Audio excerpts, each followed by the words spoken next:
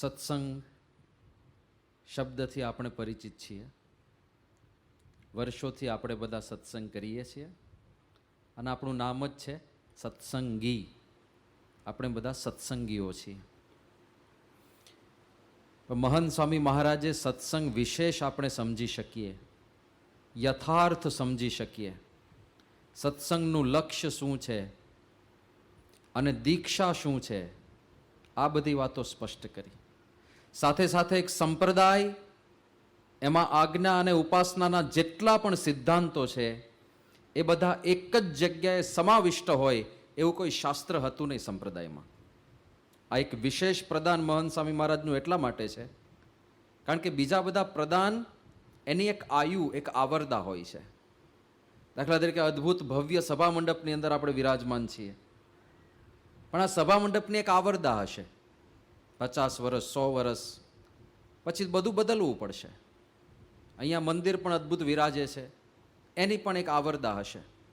આપણે ત્યાં પથ્થરોના મંદિર થાય છે, ગુલાબી પથ્થરના, સંગેમરમરના મંદિરો થાય, એની પણ એક આવરદા હોય છે.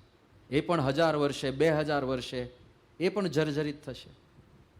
પણ અમુક પ્રદાન એવું છે આ ગુણાતીત સત્પુરુષનું, જે યાવત ચંદ્ર દિવાકરો, જ્યાં સુધી આ પૃથ્વી ઉપર સૂર્ય અને ચંદ્ર ચમકતા રહેશે, જ્યાં સુધી સમગ્ર માનવજાતનું અસ્તિત્વ રહેશે, ત્યાં સુધી આ સત્સંગ દીક્ષા ગ્રંથ વંચાતો રહેશે, એના પર મનન ચિંતન થતું રહેશે, એ અનુસરાતો રહેશે. આ શાશ્વત પ્રદાન છે મહંત સ્વામીજી મહારાજનું. આજ્ઞા અને ઉપાસનાના તમામ સિદ્ધાંતો એક જ જગ્યાએ આવી ગયા. આ ઉંમરે એક તો ગ્રંથ લખવો, ગ્રંથ લખવાનો વિચાર આવવો, આટલો બધો સમય કાઢવો, અને બાપાએ મહંત સ્વામીજી મહારાજે સ્વહસ્તે આખો ગ્રંથ લખ્યો, એટલે કેટલો પુરુષાર્થ એમણે રેડ્યો છે. અને આ ગ્રંથ વિશે એમણે પોતે એક વાત આપણને કરેલી છે.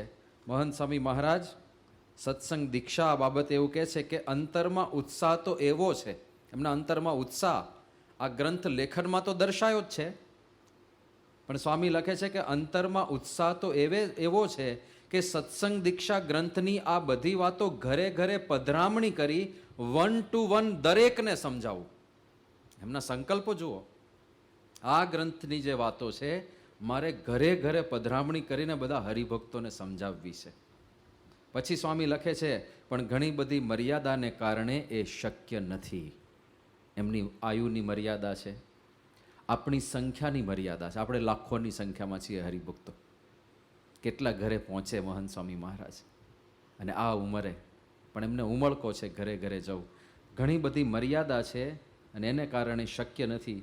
છતાંય હવે જો કહે છે કે આ ગ્રંથ દરેકના ઘરે પહોંચી ગયો છે તો પધરામણી થઈ ગઈ છે તેમ માનું છું. સત્સંગ દીક્ષા ઘરે લાવ્યા એટલે મહંત સ્વામી મહારાજની પધરામણી સમાન છે, આવું સ્વામી પોતે કહે છે. પછી આગળ લખે છે આ સત્સંગ દીક્ષા ગ્રંથનો ડિટેલમાં અભ્યાસ કરવો. હવે આજ્ઞા આવી, ડિટેલમાં અભ્યાસ કરવો. શ્રીજી મહારાજના મનમાં અને ગુણાતીત પરંપરાના મનમાં જે હતું તે બધું આ ગ્રંથમાં લખાયેલું છે. સારનો સાર આવી ગયો છે. આ તો આપણે કરવાનું, વર્તવાનું જ છે. જો આપણે ભગવાન સ્વામિનારાયણને ઈષ્ટદેવ જાણ્યા હોય તો આ બધું આપણા વર્તનમાં આવશે જ, અને વર્તનમાં આવશે તો જ મોક્ષ થશે. અહીંયા 2 વખત જ રાખ્યો છે એમણે. જો આપણે ભગવાન સ્વામિનારાયણને ઈષ્ટદેવ જાણ્યા હોય તો આ બધું આપણા વર્તનમાં આવશે જ. પહેલો જ ત્યાં મૂક્યો. બીજો, અને વર્તનમાં આવશે તો જ મોક્ષ થશે. જ ક્યાં મુકાય છે ખબર છે? જ્યાં અનિવાર્યતા દર્શાવવી હોય ને, જીવવું હોય તો શ્વાસ લેવો જ પડે, બરાબર ને? શ્વાસ લીધા વગર ના ચાલે. જ્યારે જ મૂકીએ ત્યારે અતિ આગ્રહ અને અનિવાર્યતા હોય ત્યાં જ આપણે જ મૂકીએ.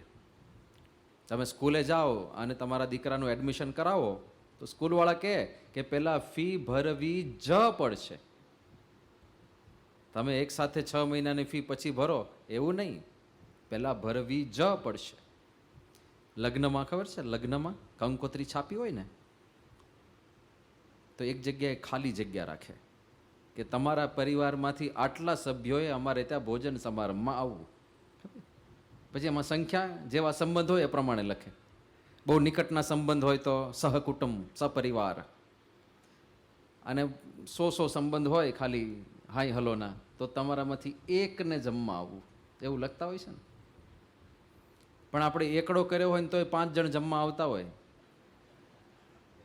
તો પછી એકડાની બાજુમાં જ લખવો પડે કે તમારામાંથી એક જ આવજો, વધારે આવ્યા તો તમારી ખેર નથી. જ શબ્દ જ્યારે મૂકીએ ત્યારે અનિવાર્યતા આવી જાય છે. તો અહીંયા એક તો આશીર્વાદ રૂપે જ શબ્દ છે. સ્વામી એવું કહે છે કે જો આપણે ભગવાન સ્વામિનારાયણને ઈષ્ટદેવ માન્યા હોય તો આ વર્તનમાં આવશે જ. નિષ્ઠા હોય તો જીવન બદલાયા વગર ના રહે. એ સિદ્ધાંત અહીંયા પડ્યો છે. નિષ્ઠામાંથી જીવન બદલાય છે. બીજું સ્વામી કે અને વર્તનમાં આવશે તો જ મોક્ષ થશે. એટલે આ કરવાનું જ છે, આના વગર છૂટકો નથી. તો જ મોક્ષ થશે. મોક્ષ માટે પણ કન્ડિશનમાં જ આવી ગયો અને અનિવાર્યતા આવી ગઈ. એટલે આ એક એવું શાસ્ત્ર છે જેના દરેક વચનો આપણે જીવનમાં સિદ્ધ કરવાના છે. અને એટલા માટે આપણે રોજ વાંચીએ છીએ. એમની આજ્ઞા છે, રોજ 5 શ્લોક સત્સંગ દીક્ષાના અવશ્યપણે વાંચવાના છે. હજી ચાલુ ના કર્યા હોય તો બુક સ્ટોલમાંથી ગ્રંથ લઈને કાલથી જ નિત્ય પૂજા પછી આને વાંચવાની શરૂઆત કરવાની છે. પછી સ્વામી કે નહીં આવશે તો અક્ષરધામમાં પ્રવેશ નહીં થાય. હવે નિષેધ મુખે પણ કહેવામાં આવ્યું. પહેલાં વિધિ મૂકે, જો કરશો આ પ્રમાણે તો જ મોક્ષ થશે. અને હવે નિષેધ મુખે, જો નહીં કરો તો અક્ષરધામમાં પ્રવેશ નહીં થાય, એટલે મુક્તિ નહીં થાય. માટે આપણા ઈષ્ટદેવ શ્રીજી મહારાજનો રાજીપો લેવો, આમાં બધો સાર છે. એ રીતે આ ગ્રંથ સૌએ વાંચવો. આ સારનું પણ સાર તત્વ છે. સમસ્ત અધ્યાત્મ સનાતન ધર્મનું આમાં આવી જાય છે. એટલો મહાન ગ્રંથ છે. એની શરૂઆત કરતા મહંત સ્વામીજી મહારાજ પહેલા શ્લોકમાં મંગલાચરણ કરે છે. સ્વામિનારાયણ સાક્ષાત અક્ષર પુરુષોત્તમ સર્વેભ્ય પરમામ શાંતિમ આનંદમ સુખમર્પયેત. મંગલાચરણ શું છે? તો કોઈ પણ શુભ કાર્યના આરંભમાં પરમાત્માને યાદ કરવા એને મંગલાચરણ કહેવામાં આવે છે. એ આપણા સનાતન ધર્મની પ્રાચીન પરંપરા છે. આપણે ત્યાં પરમાત્મા પ્રધાન જીવન જીવવાની એક શૈલી રહેલી છે. દરેક જગ્યાએ મંગલાચરણ. તમે પ્રાચીનમાંથી દરેક શાસ્ત્ર લઈ લો. સૌથી પુરાતન શાસ્ત્ર આપણે ત્યાં વેદો અને ઉપનિષદો છે.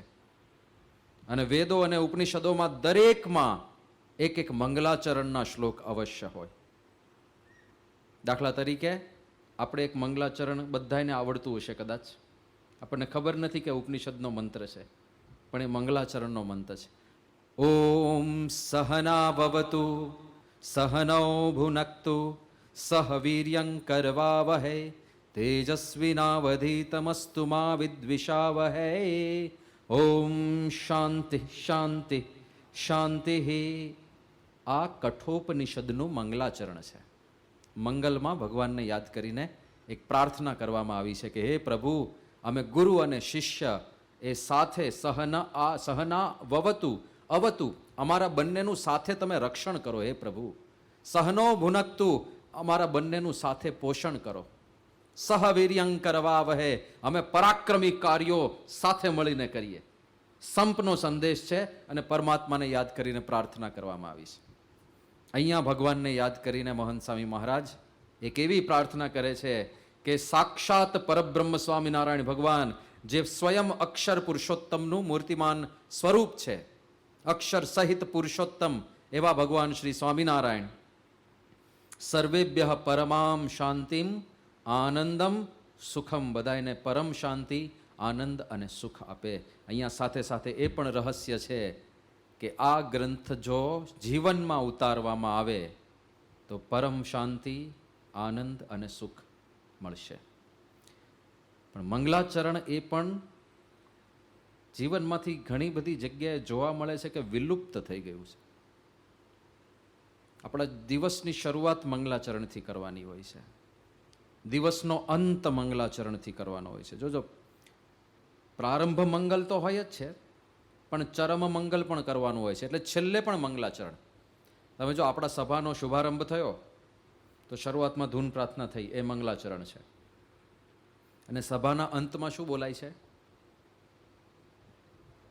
પૂર્ણાહુતિ મંત્ર, એ મંગલાચરણ છે. પણ અંતિમ મંગલાચરણ, શરૂઆતમાં પણ ભગવાનને યાદ કરવાના, અંતમાં પણ ભગવાનને યાદ કરવાના. તો આપણા દિવસ દરમિયાન સવારે ઉઠીને પથારીમાં બેઠા બેઠા જ પહેલું મંગલાચરણ ભગવાનને યાદ કરીને કરવાનું હોય છે. એ વિસરાતું જાય છે. અત્યારે સીધું મંગલાચરણ થાય છે, મોબાઈલ દેવાય નમઃ. સીધો મોબાઈલ હાથમાં લે, કેટલા મેસેજ મિસ થઈ ગયા, કેટલા નોટિફિકેશન્સ આવ્યા છે, વોટ્સએપમાં કેટલા ફૂલડા આવ્યા છે ગુડ મોર્નિંગના. પણ પહેલું મંગલાચરણ છે પથારીમાં બેઠા થઈને પહેલાં જ આપણા ઈષ્ટદેવ પરબ્રહ્મ ભગવાન શ્રી સ્વામિનારાયણ અને આપણા ગુરુદેવ મહંત સ્વામી મહારાજને યાદ કરવાના. યાદ કરીને જો પ્રાર્થના કરવી હોય તો પ્રાર્થના પણ કરી શકાય કે પ્રભુ ગુરુદેવ, આજનો મારો દિવસ એવો જાય કે મને સતત આપનું સ્મરણ રહે, મારાથી અધર્મના માર્ગે એક પગલું ના મુકાય, મારાથી કોઈ જીવ દુખાઈ ના જાય, આપની આજ્ઞામાં હું લોપ ના કરું આજે, એવી મને સદબુદ્ધિ આપજો. એવી કંઈક પ્રાર્થનાથી દિવસનું મંગલ પ્રારંભ, મંગલાચરણ કરવાનું. પછી આપણે એક મંગલાચરણ ભોજન પૂર્વે કરીએ છીએ. ના કરતા હોય તો શરૂ કરજો. ભોજન પહેલાં આંખો બંધ કરીને પ્રાર્થના, કારણ કે ભોજન દ્વારા જે પ્રસાદ પ્રાપ્ત થાય છે એ ભગવાનની પ્રસન્નતા વરસી રહી છે. કોની કૃપાથી એક દાણામાંથી 1000 દાણા થાય છે? ભગવાન કરે છે ને. ખેડૂતની તાકાત છે? ખાલી પાણીની તાકાત છે? આખી પ્રોસેસ કોણે વિકસાવી છે? ભગવાન વગર કશું જ શક્ય નથી. તો પરમાત્માના પ્રસાદથી, એમની પ્રસન્નતા, એમની કૃપાથી આપણને આ ભોજન મળ્યું છે. આપણને બધા તો મારી જાત કમાણીએ પૈસા કમાયો અને એનાથી આ ભોજન મેં પ્રાપ્ત કર્યું છે. એટલે પૈસા તમે શેનાથી કમાયા? શરીરથી. શરીર કોણે આપ્યું? ભગવાને. કદાચ શરીર આપ્યું હોત પણ બુદ્ધિ ના આપી હોત તો? શરીર અફલાતું આપ્યું હોય, એકદમ 1 નંબરનું. આમ મોડલમાં ઊભો હોય ને તો મોડલિંગમાં પહેલો નંબર આવે, પણ ઉપરનો માળ ખાલી હોય તો કોણ પૂછે એને? કાંઈ જ નહીં. તો બુદ્ધિ એમણે આપી, શરીર એમણે આપ્યું, વ્યવસ્થા એમણે આપી, સૂઝબૂઝ એમણે આપી, ઇન્દ્રિયો એમણે સચેતન કરી, એટલે બધું ભગવાનની કૃપાથી ચાલે છે. તો જ્યારે ભોજન ગ્રહણ કરીએ, એમની કૃપાથી મળેલો પ્રસાદ છે. આંખો બંધ કરીને મંગલાચરણ. એવી કેવી ભૂખ ફાટી ગઈ હોય છે ઘણીવાર, સીધું થાળી આવી, જે પીરસાયું, ઘણા તો 2 હાથે જમતા હોય છે. મંગલાચરણ, ભોજન પૂર્વે મંગલાચરણ, આ 3 તો મુખ્ય છે જે અવશ્ય કરવા, સવારે, રાત્રે, ભોજન પૂર્વે. પણ તમે જોયા હશે લોકો, ખાલી સત્સંગમાં પણ નહીં, બહાર પણ, પરોક્ષમાં પણ, સાધારણ રિક્ષાવાળો હોય પણ સવારે રિક્ષાને પહેલી વાર પેલું એનો જેક મારે, રિક્ષા ચાલુ કરે, એ પહેલાં સામે માતાજીનો ફોટો હોય કે કોઈ ગુરુદેવનો ફોટો હોય કે રામચંદ્રજીનો કે કૃષ્ણ ભગવાનનો કે શંકર ભગવાનનો ફોટો હોય, ત્યાં પગે લાગે, જો સગવડ હોય તો અગરબત્તી કરે અને પછી રિક્ષા ચાલુ કરે.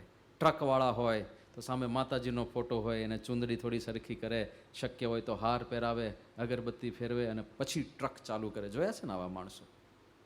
તો આપણો જે પણ વ્યવસાય હોય, જે પણ ધંધો હોય, ત્યાં પણ શરૂઆત કરતાં પહેલાં મંગલાચરણ કરવું. એવું જરૂરી નથી કે તમે લાંબુ 15-20 મિનિટનું મંગલાચરણ કરો.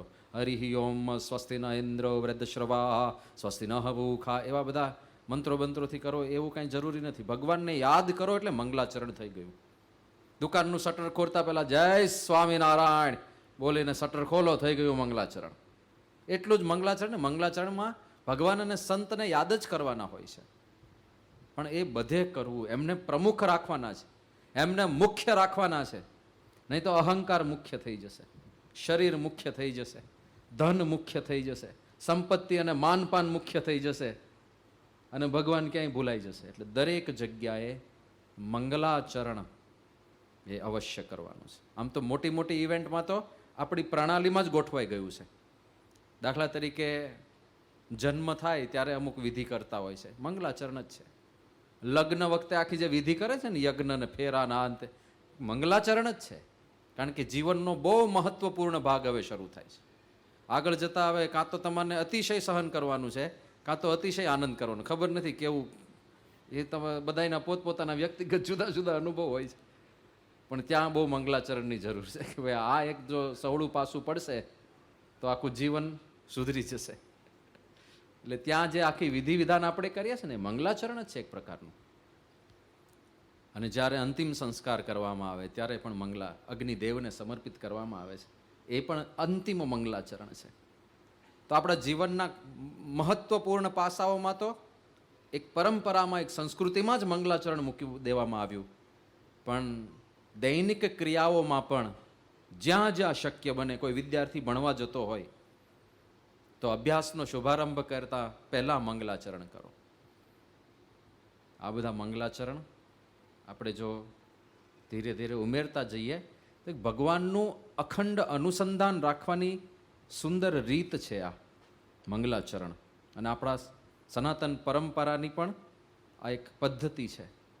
તો એ જીવનમાં ઉતારીએ અને અહીંયા મહંત સ્વામી મહારાજ બધાયને સુખ મળે, બધાયને આનંદ મળે, બધાયને ભગવાન સ્વામિનારાયણ શાંતિ આપે, એવી શુભકામના સાથે આ ગ્રંથનું મંગલાચરણ કરે છે. અને પછી મંગલાચરણ પછીનો પ્રથમ શ્લોક આવે છે, દેહોયમ સાધનમ મુક્તેર ન ભોગ માત્ર સાધનમ દુર્લભો નશ્વરશ્ચાયમ વારંવારમ ન લભ્યતે. બાળકોને મોઢે હશે ઘણા બધાને. લૌકિકો વ્યવહારસ્તુ દેહ નિર્વાહ હેતુકઃ નૈવ સ પરમં લક્ષ્યમ અર્સ્ય મનુષ્ય જન્મનઃ. અહીંયા આગળ આપણને જે મનુષ્ય દેહ મળ્યો છે એની વિશેષતા વર્ણવવામાં આવે છે, એનો હેતુ વર્ણવવામાં આવે છે, એનો સાચો ઉપયોગ શું છે એ કહેવામાં આવે છે કે નાશાય સર્વ દોષાણામ બ્રહ્મ સ્થિતે રવાપ્તયે કર્તુમ ભગવતો ભક્તિમસ્ય દેહસ્ય લંભનમ. આ દેહ શું કામ મળ્યો છે? હવે અહીંયા બે વસ્તુ છે. એક તો દેહને સાધન કીધું, દેહોયમ સાધનમ. શેનું સાધન? મુક્તિનું સાધન કીધું. અને ના પાડી ન ભોગ માત્ર સાધનમ, કેવળ ભોગનું સાધન નથી. હવે જ્યારે સાધન હોય ત્યારે સાધનનો ચલાવનારો કોઈક હોય.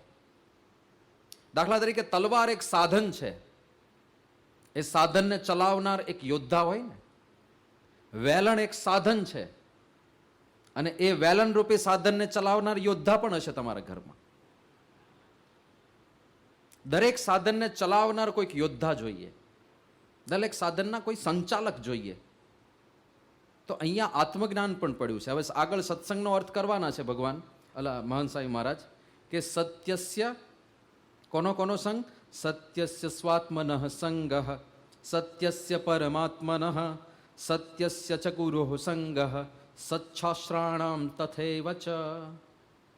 સત્સંગના લક્ષણમાં કહે છે કે સત્ય એવા આત્માનો સંગ, સત્ય એવા પરમાત્માનો સંગ, સત્ય એવા ગુરુનો સંગ અને સત્ય એવા શાસ્ત્રનો સંગ. આ સત્સંગનું લક્ષણ છે. એટલે દેહ અને આત્મા, જે આત્મા છે એ આ દેહનો સંચાલક છે અને દેહ એ સાધન છે. સાધનની મહત્તા બહુ છે. નાનામાં નાનું સાધન, દાખલા તરીકે આ માઇક એક સાધન છે, નાનું સાધન છે. પણ આ ના હોય તો, આ ના હોય તો તમારા સુધી મારો અવાજ ના પહોંચી શકે. તો સાધનની હું ગમે તેટલો શક્તિશાળી હોઉં, મારા શરીરમાં પ્રચંડ ઉર્જા હોય, પણ આ ના હોય તો જ્યાં સુધી અવાજ પહોંચે છે ત્યાં સુધી ના પહોંચાડી શકું. કોઈક માણસના શરીરમાં ગમે તેટલી શક્તિ હોય, દાખલા તરીકે એ ટચલી આંગળીએ મોટર કારને ઊંચી નીચી કરતો હોય, એટલો શક્તિશાળી હોય, પણ બે કપડાને ભેગા કરીને સીવવા હોય તો એવા બળવાન માણસને પણ 100ની જરૂર પડે. નાનું 1 ઇંચનું સાધન છે આ, 1 જ ઇંચનું, પણ ગમે તેટલો મોટો પહેલવાન દારાસિંહ ભલે ન હોય, એ સોય વગર સીવી ના શકે, એ સાધનની જરૂર પડે. સાધનો અગત્યના છે. એમાં શરીર આખું સાધન. શેના માટેનું કહ્યું? મુક્તિનું સાધન. અને આ મનુષ્ય દેહની વાત છે. અસ્ય મનુષ્ય જન્મન. આ મનુષ્ય શરીર મળ્યું એ મુક્તિનું સાધન છે, બીજા કોઈ શરીર મુક્તિના સાધન નથી. એટલે અહીંયા આપણે શરીર બદલીએ છીએ એ સિદ્ધાંત પણ ગૂંથાયેલો છે. ભારતીય અધ્યાત્મ શરૂ જ અહીંયાથી થાય છે. ઘણીવાર આપણને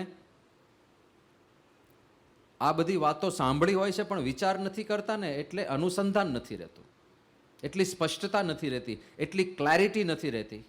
અને એને લીધે નાની નાની વસ્તુમાં આપણે લોભાઈ જઈએ છીએ, ભૂલી જઈએ છીએ કે આ શરીર સાધન છે ને, હું શરીરથી જુદો છું.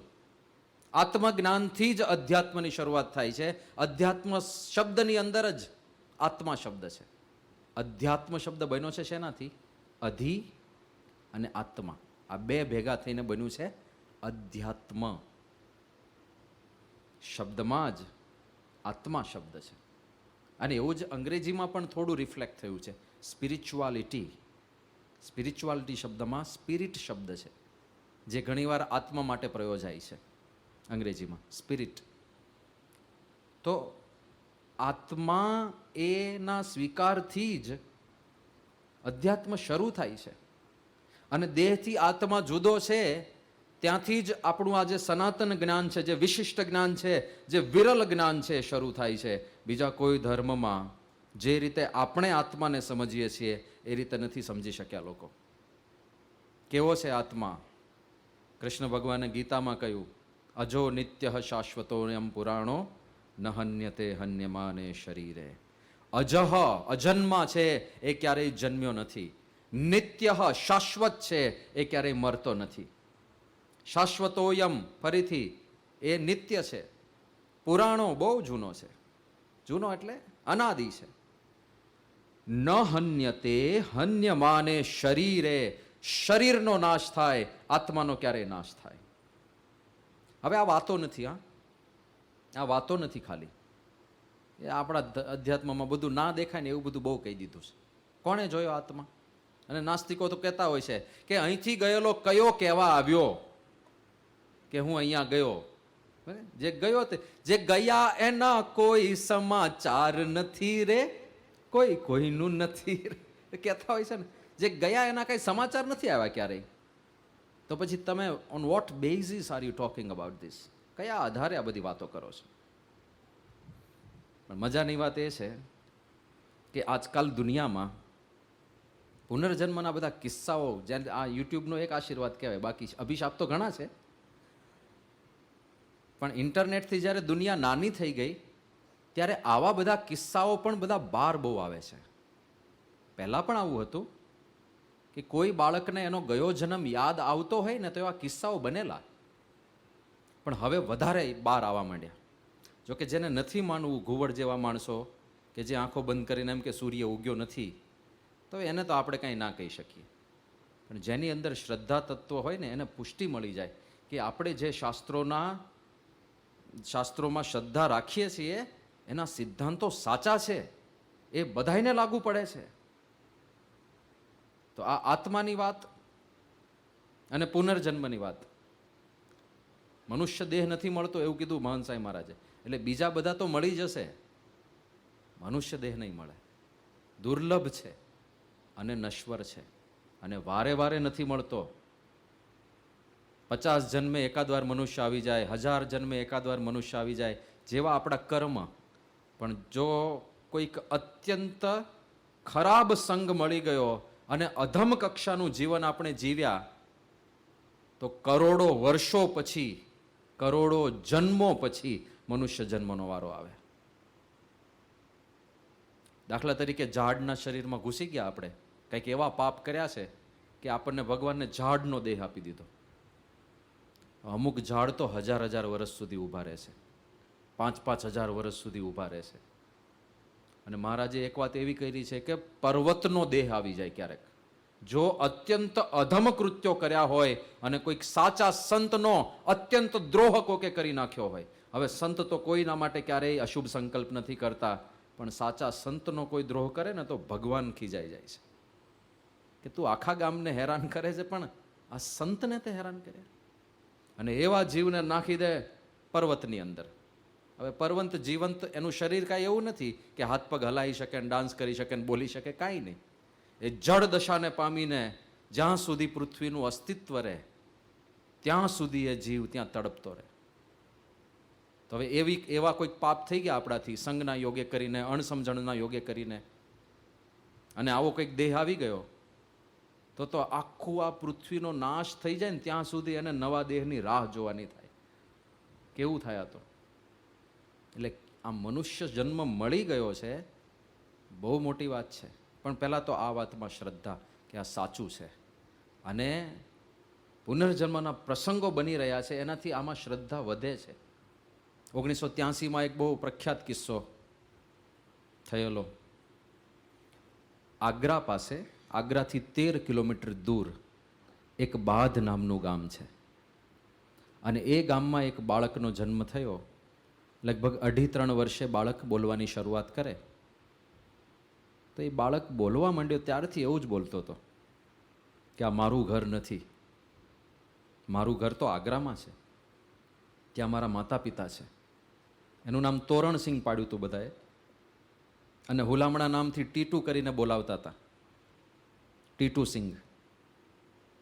એ કે મારું નામ ટીટુ નથી, મારું નામ તો સુરેશ વર્મા છે, અને ત્યાં આગ્રામાં સહજગંજમાં મારો મોટો બંગલો છે, મારી રેડિયો અને ટીવીની દુકાન છે, મારી ધર્મપત્ની ઉમા ત્યાં રહે છે, અને મારા 2 દીકરાઓ છે, મારા 2 બાળકો છે, રોનું અને સોનું. એક ભાઈ તું હજી બાળક છે, 2.5 વર્ષનું ટેણિયું, આવી બધી વાતો કરે, અને રોજ રોજ રિપીટ આનું આ જ કર્યા કરે. એના માતૃશ્રી રસોઈ કરતા હોય. હવે ગયા જન્મમાં અત્યંત સમૃદ્ધ પરિવારમાં એ હતો, રેડિયો ટીવીની દુકાન હતી, એટલે ઇન્વેસ્ટમેન્ટ મોટું હશે. સહજગંજ આગ્રાનો સારો એરિયા કહેવાય, ત્યાં એનું મકાન, પોતાનો બંગલો હતો, એની ત્યાં ફિયાટ ગાડી હતી, એ બધી યાદ કરતો હતો. એટલે એ સમયમાં 1983માં ગાડી કોઈને ત્યાં હોય, જૂના માણસોને યાદ હશે, ત્યારે ગાડીઓ કેટલી રેર હતી, ત્યારે ટેલિફોન પણ કેટલા રેર હતા. આ માણસ સમૃદ્ધ હતો ગયા જન્મમાં, પણ આ નવો જન્મ જે થયો ટીટુ તરીકે, એમાં ગરીબ પરિવારમાં જન્મ્યો છે. એના માતૃશ્રી ચૂલા ઉપર રસોઈ કરે છે, ગામડું છે, ઝૂંપડા છે.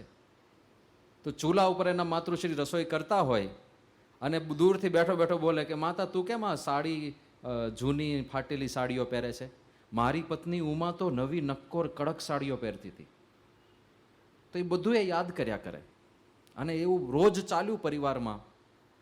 એક દિવસ આ તોરણસિંહનો મોટો ભાઈ અશોક એ આગ્રા ગયો હશે કંઈક પ્રસંગે, કંઈક ખરીદી કરવા માટે. નાના ગામમાં લોકો રહેતા હોય તો ખરીદી કરવા મોટા શહેરમાં જતા હોય. તો એને વિચાર આવ્યો કે પેલો ટીટુ કેટલાય દિવસથી મંડ્યો છે કે આગ્રામાં મારી રેડિયો ટીવીની દુકાન છે, મારા ધર્મપત્ની ઉમા છે, મારું સહજગંજમાં બંગલો છે, મારા માતા પિતા છે, મારા દીકરા રોનું અને સોનું છે, જરા તપાસ કરીએ. તો મેઇન સ્ટ્રીટ ઉપર જ ગયો હતો, જોઈએ તો ખરા સુરેશ રેડિયોઝ નામની દુકાન છે કંઈ. તો મેઇન ગલી ઉપર એ બધા બોર્ડ વાંચતો વાંચતો આગળ નીકળ્યો, અને એક બોર્ડ ઉપર લખ્યું હતું સુરેશ રેડિયોઝ. મેં કીધું ચલો દુકાન તો મળી. એક જિજ્ઞાસા સાથે દુકાનની અંદર એ ગયા. લગભગ 45-50 વર્ષના એક મહિલા દુકાનનું સંચાલન કરતા હતા. એટલે ત્યાં એ મહિલા સાથે એણે વાર્તાલાપ કર્યો.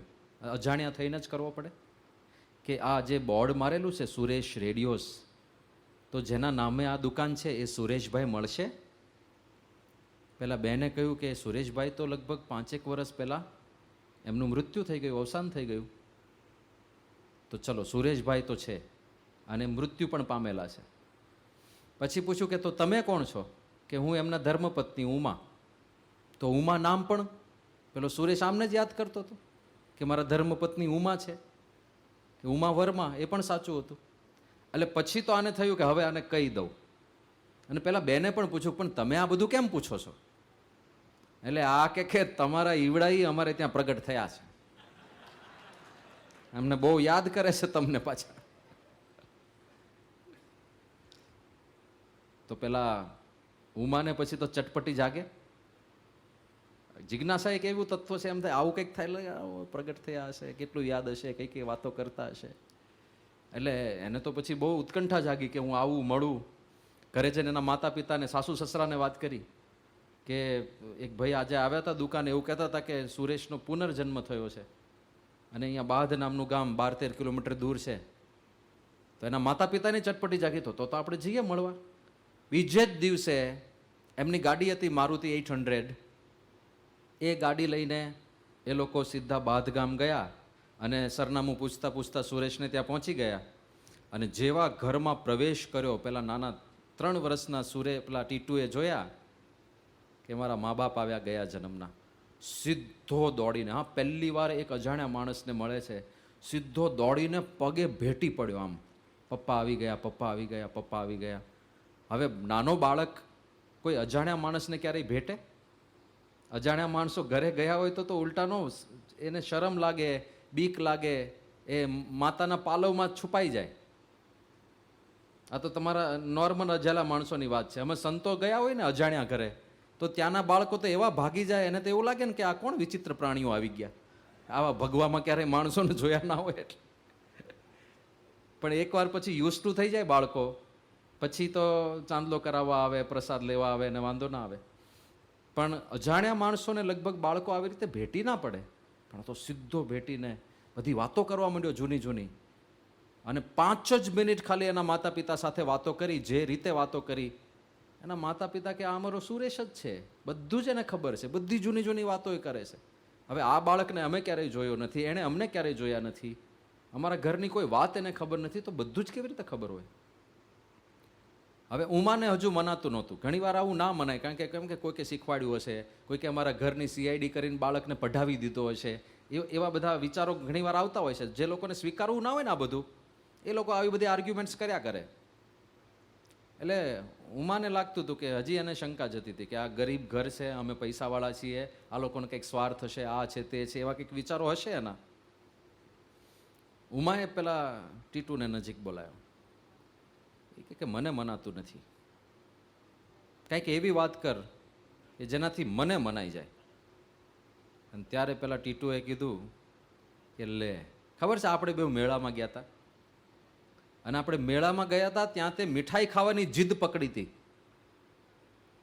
અને પછી તે બહુ જીદ કરી એટલે મેં આખું બોક્સ ભરીને તને મીઠાઈ લઈ ગઈ હતી, અને આખું બોક્સ તું ત્યાં ને ત્યાં ઝાપટી ગઈ હતી, યાદ છે? ઉમા કે વાત સાચી છે કે આપણે બે જતા એ મેળામાં, અને આ પ્રસંગ મેં બીજા કોઈને કહ્યો નથી, તો તને તો ક્યાંથી ખબર હોય?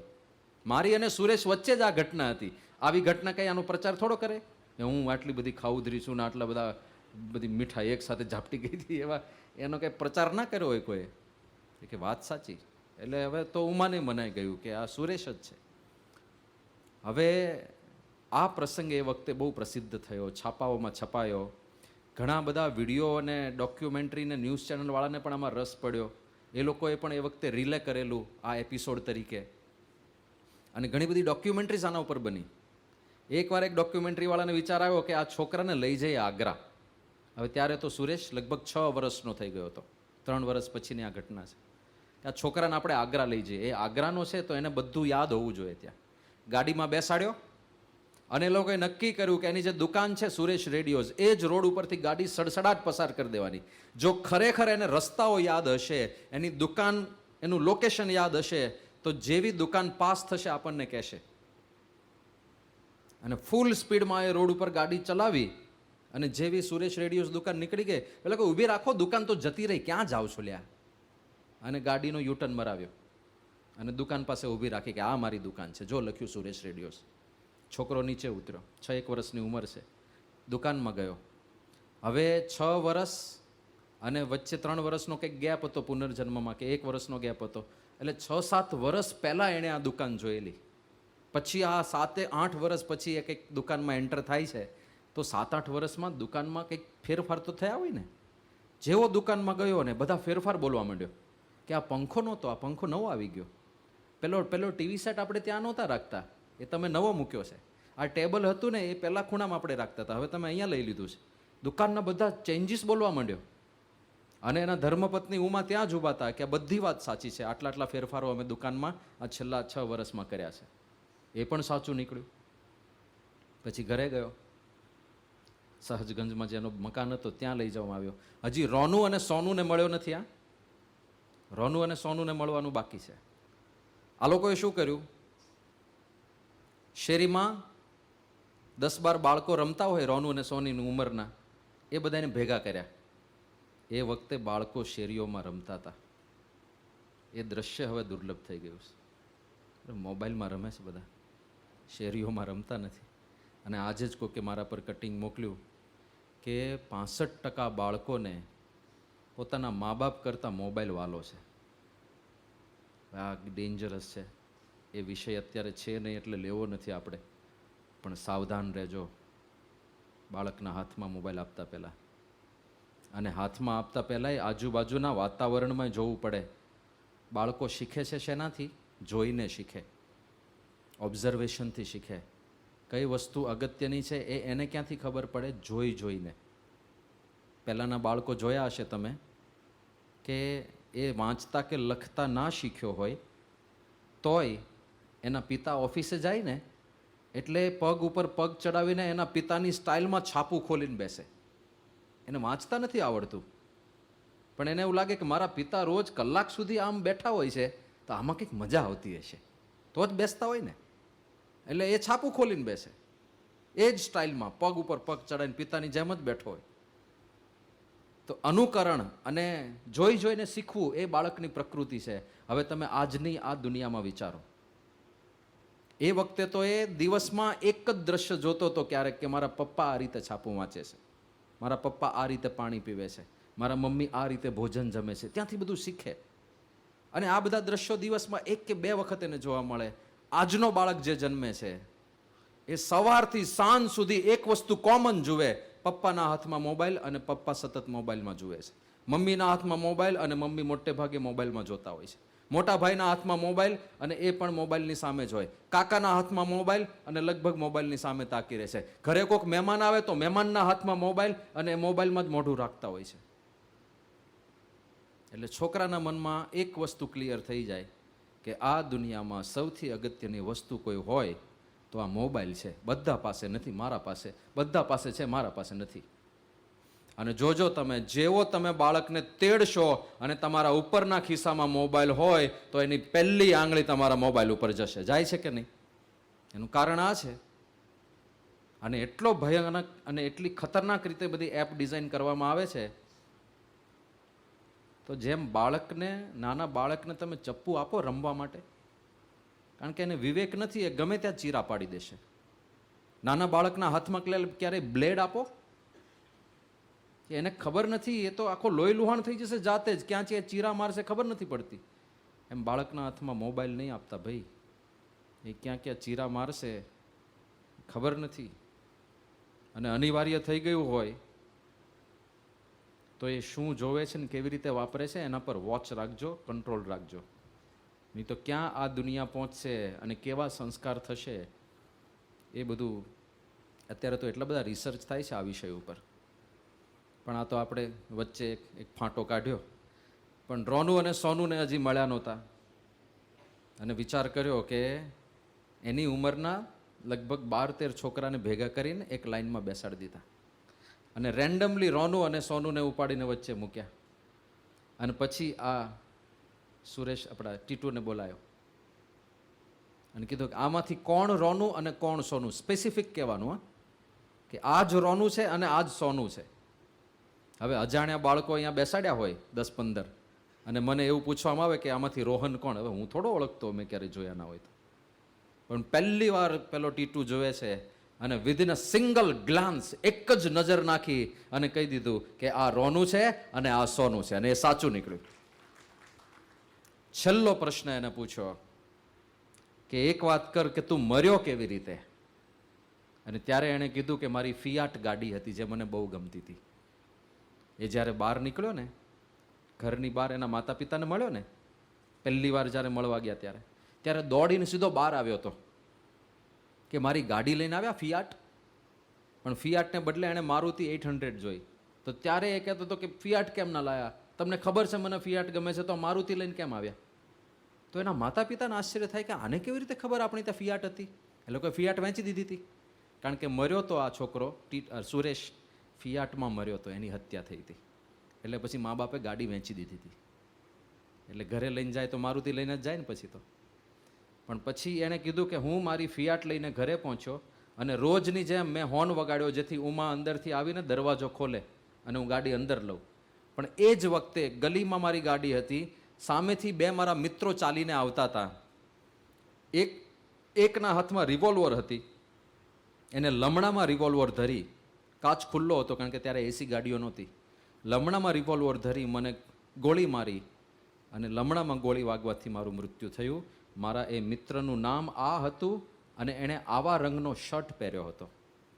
અને આ લોકોએ બધા જૂના રિપોર્ટ્સ કઢાવ્યા, પોલીસના રિપોર્ટ્સ જોયા, પોસ્ટમોર્ટમ રિપોર્ટ્સ જોયા અને એક્ઝેક્ટલી આ બાળકે જે વર્ણન કર્યું એવી જ રીતે સુરેશનું મૃત્યુ થયું હતું. એ જ વ્યક્તિએ કર્યું હતું અને એવા જ કપડાં એણે પહેર્યા હતા.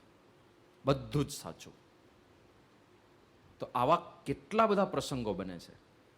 ખાલી એક યુનિવર્સિટી ઓફ વર્જિનિયાના એક પ્રોફેસર છે ઇયાન સ્ટીવનસન, આ એક જ વ્યક્તિએ આ વિષય ઉપર રિસર્ચ કર્યું, પુનર્જન્મ, રીઇન્કાર્નેશન, અને આણે એકલાએ જ 2,500 થી 3,000 પ્રસંગો ભેગા કર્યા જેમાં કોઈ બાળક પૂર્વજન્મની વાતો કરતો હોય. એક જ વ્યક્તિએ 3,000 કિસ્સાઓ ભેગા કર્યા છે. અને એણે એક તારણ જે બધા કાઢ્યા છે એમાંનું એક તારણ એ કાઢ્યું કે કયા બાળકને ગયા જન્મનું યાદ હોય છે, મોટે ભાગે જેનું અપમૃત્યુ થયું હોય. કાં તો એનું એક્સિડન્ટમાં મૃત્યુ થયું હોય, કાં ડૂબીને મૃત્યુ થયું હોય, કાં કે હત્યા કરી નાખી હોય, કાં એણે પોતે આત્મહત્યા કરી લીધી હોય. આવી રીતે જેનું અપમૃત્યુ થયું હોય, નેચરલ ડેથ ના હોય, એવા માણસોને મોટે ભાગે એનો ગયો જન્મ બાળપણમાં યાદ હોય છે. અને પછી આ 3,000 પ્રસંગોના સાર રૂપે એણે કેટલાક વાક્યો લખ્યા છે. એક કે મેં દરેક દેશમાં પુનર્જન્મના પ્રસંગો જોયા, કારણ કે આ દેશ પરદેશમાં ફરેલો આ રિસર્ચ કરવા માટે, કે મેં દરેક દેશમાં પુનર્જન્મના પ્રસંગો જોયા, મેં દરેક ધર્મમાં પુનર્જન્મના પ્રસંગો જોયા. કારણ કે આ શાશ્વત સિદ્ધાંત છે ને, તમે હિન્દુ થઈને પુનર્જન્મમાં માનો તો જ તમારો પુનર્જન્મ થાય એવું થોડું હોય. આ તો શાશ્વત સિદ્ધાંત છે, જીવ માત્રને લાગુ પડે. જેમાં વાયરોમાં ઇલેક્ટ્રિસિટી દોડે છે, એ પકડીએ તો કરંટ લાગે, એ સિદ્ધાંત છે ને, દરેકને લાગુ પડે. તમે એમ કહો હું નથી માનતો તો અડો, જીભ અડાડો, ખબર પડે. પછી માનવા માંડશો જો જીવતા રહેશો તો. કોઈ માને ના માને એનાથી સિદ્ધાંતને ફેર ના પડે. કોઈ કેમ કે હું ગુરુત્વાકર્ષણને નથી સ્વીકારતો તો 5મા માળેથી કૂદકો માર, હમણાં ખબર પડે ગુરુત્વાકર્ષણ કોને કહેવાય. કોઈ વ્યક્તિ ના સ્વીકારે એનાથી સિદ્ધાંતો ના બદલાઈ જાય. આ પુનર્જન્મ અને આપણું સ્વરૂપ આત્મા છે અને આપણા જન્મ જુદા જુદા શરીરમાં થતા રહે છે, એ સનાતન સિદ્ધાંત છે. કોઈ માને કે ના માને એનાથી કોઈ ફરક પડતો નથી. સિદ્ધાંતો સિદ્ધાંત જ રહે છે. એણે કીધું મેં દરેક ધર્મમાં આવા પ્રસંગો જોયા, મેં દરેક ભાષા બોલતા લોકોમાં આવા પ્રસંગો જોયા. એ કે મેં એવા પણ પ્રસંગો જોયા કે કોઈ ગયા જન્મમાં પુરુષ હોય અને આ જન્મમાં સ્ત્રી તરીકે જન્મ્યો હોય. મેં એવા પણ પ્રસંગો જોયા જે ગયા જન્મમાં સ્ત્રી હોય અને આ જન્મમાં પુરુષ તરીકે જન્મ્યો હોય. એનો અર્થ શું થયો? આપણે ત્યાં જે લખ્યું છે એ બધું જ આવ્યું ને. આત્મા સ્ત્રી પણ નથી, પુરુષ પણ નથી, જુદા જુદા શરીર આપણને પ્રાપ્ત થાય છે. અને ન જાયતે મ્રિયતે વા કદાચિત, આત્મા મરતો નથી એ પણ સાબિત થઈ ગયું ને. કારણ કે આજે આ શરીર, પછી આ શરીર, પછી આ શરીર, પછી આ શરીર, તો એકનો એક જીવાત્મા બધે ફરે છે. મરી જાય છે એ તો શરીર મરી જાય છે. આ એક જ વસ્તુ, દેહો યમ સાધનમ મુક્તેર, આ સાધન જુદા જુદા પ્રાપ્ત થાય છે. વારે વારે ભગવાન સાધન આપીને ફરીથી ચાન્સ આપે છે કે જો ફરીથી મુક્તિનું સાધન તને આપ્યું, આ વખતે તો સત્સંગ કરી લે. ફરીથી મુક્તિનું સાધન આપ્યું એટલે આ વખતે તો સત્સંગ કરી લે. અને આ મનુષ્ય દેહને જ કેમ મુક્તિનું સાધન કહેવામાં આવ્યું? કેમ કેવળ મનુષ્ય દેહ મુક્તિનું સાધન? કારણ કે મુક્તિ માટેની અનુરૂપ બુદ્ધિ, શક્તિ, એ પ્રકારની ઇન્દ્રિયો, એ પ્રકારની સૂઝ સમજ, એ બધું ખાલી મનુષ્ય શરીરમાં ભગવાને મૂક્યું છે. તમે જુઓ, બધી સ્પીસીસને સરખાવો. કઈ સ્પીસીસ, બીજું કઈ પ્રાણી કે કયું પશુ કે કયું પક્ષી મનુષ્ય જેવું ડેવલપમેન્ટ કરે છે? કોઈ? કોઈ જ નહીં. સમયના પ્રવાહની અંદર જે પરંપરા ચાલી આવે છે એ જ પરંપરા ચાલી આવે છે. આજથી 100 વર્ષ પહેલા ચકલીઓ જે ખાતી હતી આજે એ જ ખાય છે. જે રીતે માળામાં રહેતી હતી આજે એ જ પ્રકારના માળામાં રહે છે. કોઈ ડેવલપમેન્ટ નહીં. ડેવલપમેન્ટની બુદ્ધિ બીજા કોઈ પ્રાણીમાં નથી. ઇનોવેશનની બુદ્ધિ માણસે કેટલું બધું શોધ્યું, બીજા કોઈએ શોધ્યું? ઇનોવેશનની બુદ્ધિ બીજા કોઈ પ્રાણીમાં નથી. હા, કોઈકે એમની બુદ્ધિને બાંધી રાખી છે. એ નજર સામે કંઈક નવું સર્જન જુએ છતાં એને ઈચ્છા ન થાય કે હું કંઈક નવું સર્જન કરું. દાખલા તરીકે વાંદરો. એવું કહેવાય છે કે વાણસ માંદરામાંથી ઉતરી આવ્યો છે. કેટલું સત્ય છે આપણે નથી જાણતા. અને સત્ય હોય કે અસત્ય હોય, આપણો જે સિદ્ધાંત છે એની સાથે ક્લેશ થતો નથી, એટલે આપણે કંઈ પ્રશ્ન નથી. પણ વાંદરો અને માણસ બહુ નજીક છે.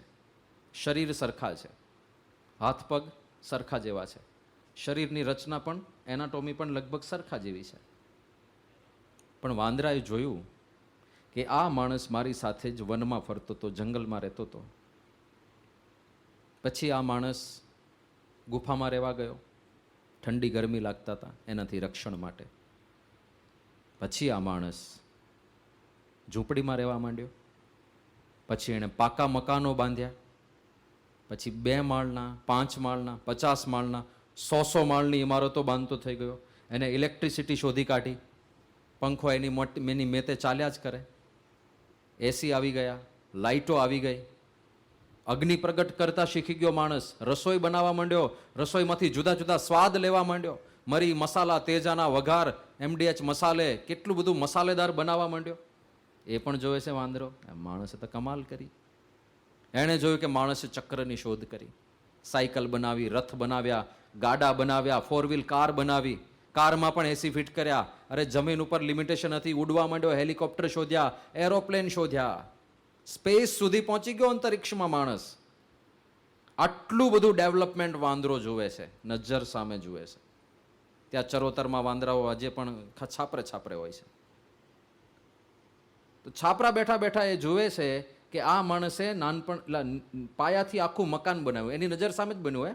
વાંદરાનું ટોળું ત્યાં જ બેઠું હોય, રોજ જોતું હોય કે આ લોકો ઈંટો મૂકી, ઈંટોને આવી રીતે ગોઠવી, આવી રીતે બારસાખ મૂક્યા, આવી રીતે પ્લિન્થ બનાવીને, આવી રીતે પેલું બનાવ્યું ને બધું સ્લેબ ભર્યો ને કલર કર્યો ને પ્લાસ્ટર લગાડ્યું, બધું જોવે છે વાંદરા. પણ છતાંય એ વાંદરાને એટલો વિચાર નથી આવતો કે હું ઝાડ ઉપરથી નીચે ઉતરીને એક ઝૂંપડું તો બનાવું. નહીં આવે.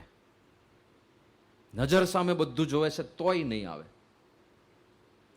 ગમે તેટલી ઠંડી પડતી હોય એ ઝાડ ઉપર બેઠો બેઠો ઠૂંઠવાયા કરશે, પણ ઝૂંપડું નહીં બાંધે. વરસાદ પડતો હોય તો પલળ્યા કરશે, ઝૂંપડું નહીં બાંધે. છત્રી પકડવાનો વિચાર ના આવે. બોલો, એને એવું તો થાય ને કે આ માણસ છત્રી રાખે છે વરસાદ ના આવે એટલે, તો હું એની છત્રી ઝૂંટવી લઉં અને હું છત્રી પકડીને ઊભો રહું. આવો વાંદરો જોયો તમે? એક છત્રી પકડીને ઊભો હોય વરસાદમાં, એવોય વિચાર ના આવે. કોઈકે બુદ્ધિ બાંધી રાખી છે. ઠંડીમાં થથરે પણ એ નજર સામે જોવે છે કે માણસ અગ્નિ પેટાવે છે, એને અગ્નિ પેટાવવાનો વિચાર ના આવે કે હું અગ્નિ પ્રગટ કરીને સહકુટુંબ આપણે તાપીએ થોડાક. જોયા એવો કંઈક એક પણ વાંદરો જોયો જે અગ્નિ પ્રગટ કરી હોય ને આજુબાજુમાં વાંદરો વાંદરી એના બચ્ચા બધા તાપતા હોય, હા બહુ ઠંડી છે, બહુ ઠંડી છે, જોયો? એક પણ નહીં જોવા મળે. વિચાર કરો, કોઈકે બુદ્ધિ બાંધી રાખી છે, એને આવા બધા વિચાર જ ના આવે. આ ભગવાનની રચના છે. હા, આ મહા ખેલાડી બેઠા છે. આખી સૃષ્ટિ જે રીતે બનાવી છે મહારાજ, કે કળ ચડાવી મૂકી છે, એવી ચાવી ચડાવી છે કે દોડ્યા જ કરે, દોડ્યા જ કરે, દોડ્યા જ કરે, બધું ચાલ્યા કરે. મહાબુદ્ધિશાળી હશે ને ભગવાન, એમણે મનુષ્યમાં મોક્ષ મૂક્યો છે. બીજા કોઈ પ્રાણીને આ સંબંધી વિચાર ના જ આવે. આપણને આશ્ચર્ય થાય. ચલો, બીજા બધા માણસો, બીજા બધા પ્રાણીઓ પાસે તો સાધન એવું નથી. દાખલા તરીકે ઘર બનાવવું હોય તો બકરીને ઘર બનાવવું હોય તો એની પાસે હાથ પગ ક્યાં છે? એના હાથ એવા છે નહીં કે ઘર બનાવી શકે. લિમિટેશન છે ને, સાધનની લિમિટેશન છે. પણ વાંદરા પાસે તો ક્યાં લિમિટેશન છે? જેમ માણસ ઈંટ પકડી શકે એમ વાંદરો ઈંટ પકડી શકે. જેમ માણસ ઈંટો ગોઠવી શકે એમ વાંદરો ઈંટો ગોઠવી શકે. જેમ માણસ ચકમક ખેરવીને અગ્નિ પ્રગટ કરી શકે એમ વાંદરોય કરી શકે. શરીર પણ છે એની પાસે એવું કે બધું કરી શકે, છતાંય વિચાર નહીં આવે. ભગવાને ક્લોઝ કરી દી છે બુદ્ધિ. આટલા જ વિચાર કરવાના. આહાર નિદ્રા ભય મૈથુનમ ચ સામાન્ય મે તત્ પશુભીર નરાણામ ધર્મો હિ તેષામ અધિકો વિશેષો ધર્મે નહીં ના પશુભિ સમાના. પ્રમુખ સ્વામી મહારાજ આ શ્લોક બહુ બોલતા. આજે એમની પુણ્ય સ્મૃતિમાં એમનો આ શ્લોક યાદ કરીએ આપણે, અને ભૂલ કરીને બોલતા દર વખતે. આહાર નિદ્રા ભય મૈથુનમ ચ. આહાર, નિદ્રા, ભય અને મૈથુન, આ ચાર જ વિચાર પશુઓ પ્રાણીઓને આવે. એનાથી આગળનો કોઈ વિચાર નહીં. જમવાનો વિચાર વાંદરાને આવે, તમારા હાથમાંથી કેળું ઝૂંટવી જશે. એની બધી ટેકનિક એને આવડી જાય. તૈયાર ભોજન તમે જો, અમે ત્યાં હમણાં ગયા હતા, બેંગ્લોર પારાયણનું બધું આયોજન હતું, અને ત્યાંથી બધા પ્રસાદીનો સ્થાનના દર્શન માટે ગયા હતા. એક નૃસિંહ ભગવાનનું પુરાતન મંદિર છે, ત્યાં નીલકંઠ વર્ણી રૂપે ભગવાન સ્વામિનારાયણ ગયેલા. તો ત્યાં દર્શન કરવા ગયા. એક ભાઈ ભગવાન ઋષિને થાળ ધરાવવા માટે ફ્રૂટ લઈને આવેલા. ત્યાં સાઉથમાં આવી બધી બહુ પરંપરા છે. લોકો મંદિરમાં જાય તો ફ્રૂટ લઈને જાય, હાર લઈને જાય, પૂજા માટે બધું પૂજાપો ઘરેથી લઈને જાય. તો એમને ખબર હતી કે વાંદરાનો ત્રાસ બહુ છે, એટલે શાલની અંદર આમ ઢાંકી સંતાડી દીધા હતા ફ્રૂટનું આખું બેગ. નાનું જબલું જ હતું. વાંદરાને આમ ખબર નહીં ક્યાંથી ખબર પડી ગઈ, એ સીધો દોડ્યો અને શાલની અંદર હાથ નાખીને પેલી થેલી ઝૂંટવીને ભાગી ગયો.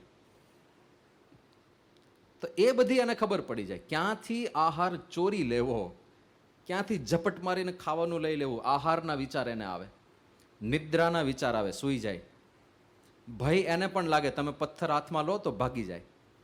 અને મૈથુન, પ્રજાની ઉત્પત્તિ એ પણ કરે, વાંદરાને દીકરા થાય, એને દીકરા થાય, એને. આ ચાર જ વિચાર પ્રાણીઓને આવે. એની બહારનો એક પણ વિચાર ના આવે કે અગ્નિ પ્રગટ કરીએ, કે ઘર બાંધીએ, કે કંઈક પંખો નાખીએ તો હવા ગરમી ઓછી લાગે. એક પણ વિચાર ના આવે. પોતાના અનુભવમાંથી પણ ના શીખે. આપણે પંખા કેમ ના શોધ્યા? કે આપણે જોયું કે આમ પસાર કરીએ આપણે પૂઠું તો પવન આવે છે, એટલે પછી પેલા હાથ પંખા આવ્યા. પછી પેલા મોટા મોટા રાજાઓ હતા, એ સેવકો રાખે પંખા નાખવા માટે. પણ પછી જેવી ઇલેક્ટ્રિસિટી શોધી એટલે પહેલું કામ આ પંખા બનાવવાનું કર્યું એણે, કે પાંખી આમ રાખો છે ક્રોસમાં, આમ આમ ફરશે એટલે સતત પવન આવશે. એટલે તો પછી તો માણસને રાજા જેવી ફીલ આવવા માંડીએ કે પેલો પંખો આમામ આમામ ફેરવવો પડતો તો હવે ઓટોમેટિક પવન આવ્યા જ કરે, આવ્યા જ કરે, આવ્યા જ કરે. એક પણ વાંદરાને જોયો તમે આમ પવન નાખતો હોય? પોતાના અનુભવમાંથી પણ ના શીખી શકે. કેટલી હદ સુધી એના મગજને બાંધી દીધું છે કોઈએ. ભગવાને નિશ્ચિત કર્યું હોય એટલા જ વિચાર આવે. અને મનુષ્ય પાસે ભગવાને અમાપ શક્તિ મૂકી દીધી. એ જાતે મનુષ્ય શરીરના ઉદ્દેશ્યનો વિચાર કરી શકે, એ જાતે ચિંતન મનન કરીને આગળ વધી શકે, એ પોતે પરમાત્મ તત્વ વિશે વિચારી શકે કે આટલી અદ્ભુત સૃષ્ટિ છે, એના સર્જનહાર તો કોઈક હશે ને, કોઈકે તો આ અદ્ભુત બધું બનાવ્યું હશે ને. અને એ પરમાત્માને કેમ હું ના પામી લઉં, એની ઉપાસના ભક્તિ કેમ ના કરું, એમને કેમ ના રીઝવી લઉં, એવો વિચાર ખાલી માણસને આવે. ભગવાનના સર્જનનો વિચાર કરીએ તો એ પણ આમ મજા આવે એવી વસ્તુ છે. જે રીતનું સર્જન એમણે કર્યું છે અને જે રીતે આ કળ ચડાવી મૂકી છે, કળ પણ સમજવા જેવી છે. એમને ખબર હતી કે આ માણસ છે ને એની મેળે કશું નહીં કરે, એટલે બધે એમણે સુખ બુદ્ધિ મૂકી દીધી. જે જે વસ્તુ એમને કરાવવી હતી ને, એક તો એમના સંસાર ચલાવવો છે, બરાબર, સંસાર આખો ચલાવવો છે, જન્મ મરણ જન્મ મરણ જન્મ મરણ, અલ્ટિમેટલી ચલો આ આખું તંત્ર એમણે ઊભું કેમ કર્યું છે? એમણે બધા જીવોનો મોક્ષ કરવો છે, બરાબર. દયાળુ છે, કરુણા સાગર છે. એમને ઈચ્છા થઈ કે માયાની અંદર આ બધા જીવો ખદબદે છે, તો મારે એમને મુક્તિ આપવી છે, મારા અક્ષરધામમાં બેસાડી દેવા છે. મારું જે પરમ ચરમ સુખ છે એ સુખે સુખિયા કરવા છે. તો ઘણીવાર આપણને આ જે અધ્યાત્મ ચર્ચાઓ થતી ને, તત્વજ્ઞાનની ચર્ચાઓ, એમાં આ પ્રશ્ન બહુ પૂછાય કે ભગવાનને મુક્ત જ કરવાતા તો સીધા જ માયામાંથી ખેંચી ખેંચીને અક્ષરધામમાં ભરવા માંડો ને. આ શું કામ આ સંસારનું આખું ચક્ર ઊભું કર્યું? એ શું કામ કર્યું? તો એના બે જવાબ છે. એક જવાબ એ છે કે એમને મુક્તિ આપવી હતી, કેવી રીતે મુક્તિ આપવી એ ચોઈસ એમની છે. આ જ રીત કેમ પસંદ કરી? 1000 રીત હોઈ શકે, એમાંથી આ જ રીત કેમ પસંદ કરી કે મનુષ્ય બનાવવા, બીજી જાતિઓ બનાવવી, એમાંથી ખાલી મનુષ્યમાં જ મોક્ષ મૂકવો, અને જે સાધના કરે, તત્પરતા દેખાડે એને જ મોક્ષ આપવો, આવી જ રીત કેમ? હવે એ સ્વતંત્ર છે. એ ભગવાન, એટલું તો ભગવાનને નક્કી કરવા દો. એ તમને પૂછીને નક્કી કરે કે મારે મોક્ષ કેવી રીતે કરવો? એ એમના હાથની વાત છે, જેને અશોક વનિકા ન્યાયથી સમજાવવામાં આવે છે. અશોક વનિકા ન્યાય એટલે અશોક વાટિકામાં જ્યાં માતા સીતાજીને રાખવામાં આવ્યા હતા, તો એમને એક વૃક્ષ નીચે રાખવામાં આવ્યા હતા. એટલે પ્રશ્ન એ પૂછાય કે આ જ વૃક્ષ નીચે સીતાજીને કેમ રાખ્યા? તો એમાં તો ભાઈ રાખનારનું રેન્ડમ સિલેક્શન છે. બીજા કોઈ વૃક્ષ નીચે રાખ્યા હોત તો આ જ પ્રશ્ન પૂછે છે કે આ જ વૃક્ષ નીચે કેમ રાખ્યા? ત્રીજા કોઈક વૃક્ષ નીચે રાખ્યા હોત તો એ જ પ્રશ્ન રહે, આ જ વૃક્ષ નીચે કેમ રાખ્યા? દરેક જગ્યાએ આનો જવાબ નથી હોતો ને. એ જ રાખનારનું સિલેક્શન હોય છે, ભાઈ મારે આની રીતે રાખવા. આપણે અબુધાબી મંદિર છે, ત્યાં આપણે અંદર મંદિરે દર્શને જતા પહેલા બૂટ હાઉસમાં બૂટ મૂકવાના હોય. 3000 બૂટ મૂકી શકાય એવી વ્યવસ્થા છે ત્યાં. તો તમે ગયા અને સૌથી પહેલા તમે દર્શનાર્થીઓ છો, 3000 ખાના ખાલી છે બૂટ મૂકવાના. ચંપલ ગમે ત્યાં મૂકી શકાય, તો તમે ચંપલ કાઢ્યા, બધા ખાના ખાલી છે, તો કોઈ પણ એક ખાનામાં તો મૂકો તમે ચંપલ. એક ખાનામાં ચંપલ મૂકતા હો અને એ વખતે કોઈક આવો અવળચંડો આવીને પ્રશ્ન પૂછે કે તમે આ જ ખાનામાં ચંપલ કેમ મૂકી રહ્યા છો? તો ખાનામાંથી ચંપલ બહાર કાઢીને એના માથામાં મારવાનું. એટલે આમાં કઈ એક નેચરલ સિલેક્શન છે. મને ઈચ્છા થઈ આમાં મૂકું તો આમાં મૂકવું. હવે એટલું તો મને કરવા દો ભાઈ. એ બધું મારે તમને પૂછીને કરવાનું. તો દરેક વસ્તુના જવાબ નથી હોતા આવા. એટલે માણસોને જેવા જોઈએ છે એવા જવાબ નથી હોતા. એ ભગવાનનું સિલેક્શન છે. એ એમની ઈચ્છા છે કે કેવી રીતે મુક્તિ કરવી. બીજો જવાબ, એમને જીવોની તત્પરતા જોવી હતી. કારણ કે કોઈક જીવની મુક્તિ કરી નાખે એને પૂછ્યા વગર, અને એ મુક્ત થઈને અક્ષરધામ એમ કે મારે તો મુક્તિ જોતે જ નહોતી, હું કામ આપી? એટલે એમને તત્પરતા જોવી છે કે કોણ મુક્તિ માટે મથે છે, એને મુક્તિ આપવી છે. એના માટે હવે આપણે બધા એ છે મથનારા માણસો, એટલે જ અહીંયા બેઠા છીએ. હું બોલું છું ને તમે સાંભળો છો. બાકી કોણ કોને સાંભળવા તૈયાર છે આજે? પરિવારમાં સાંભળો છો તમે કોઈનું? નહીં, ના પાડે છે.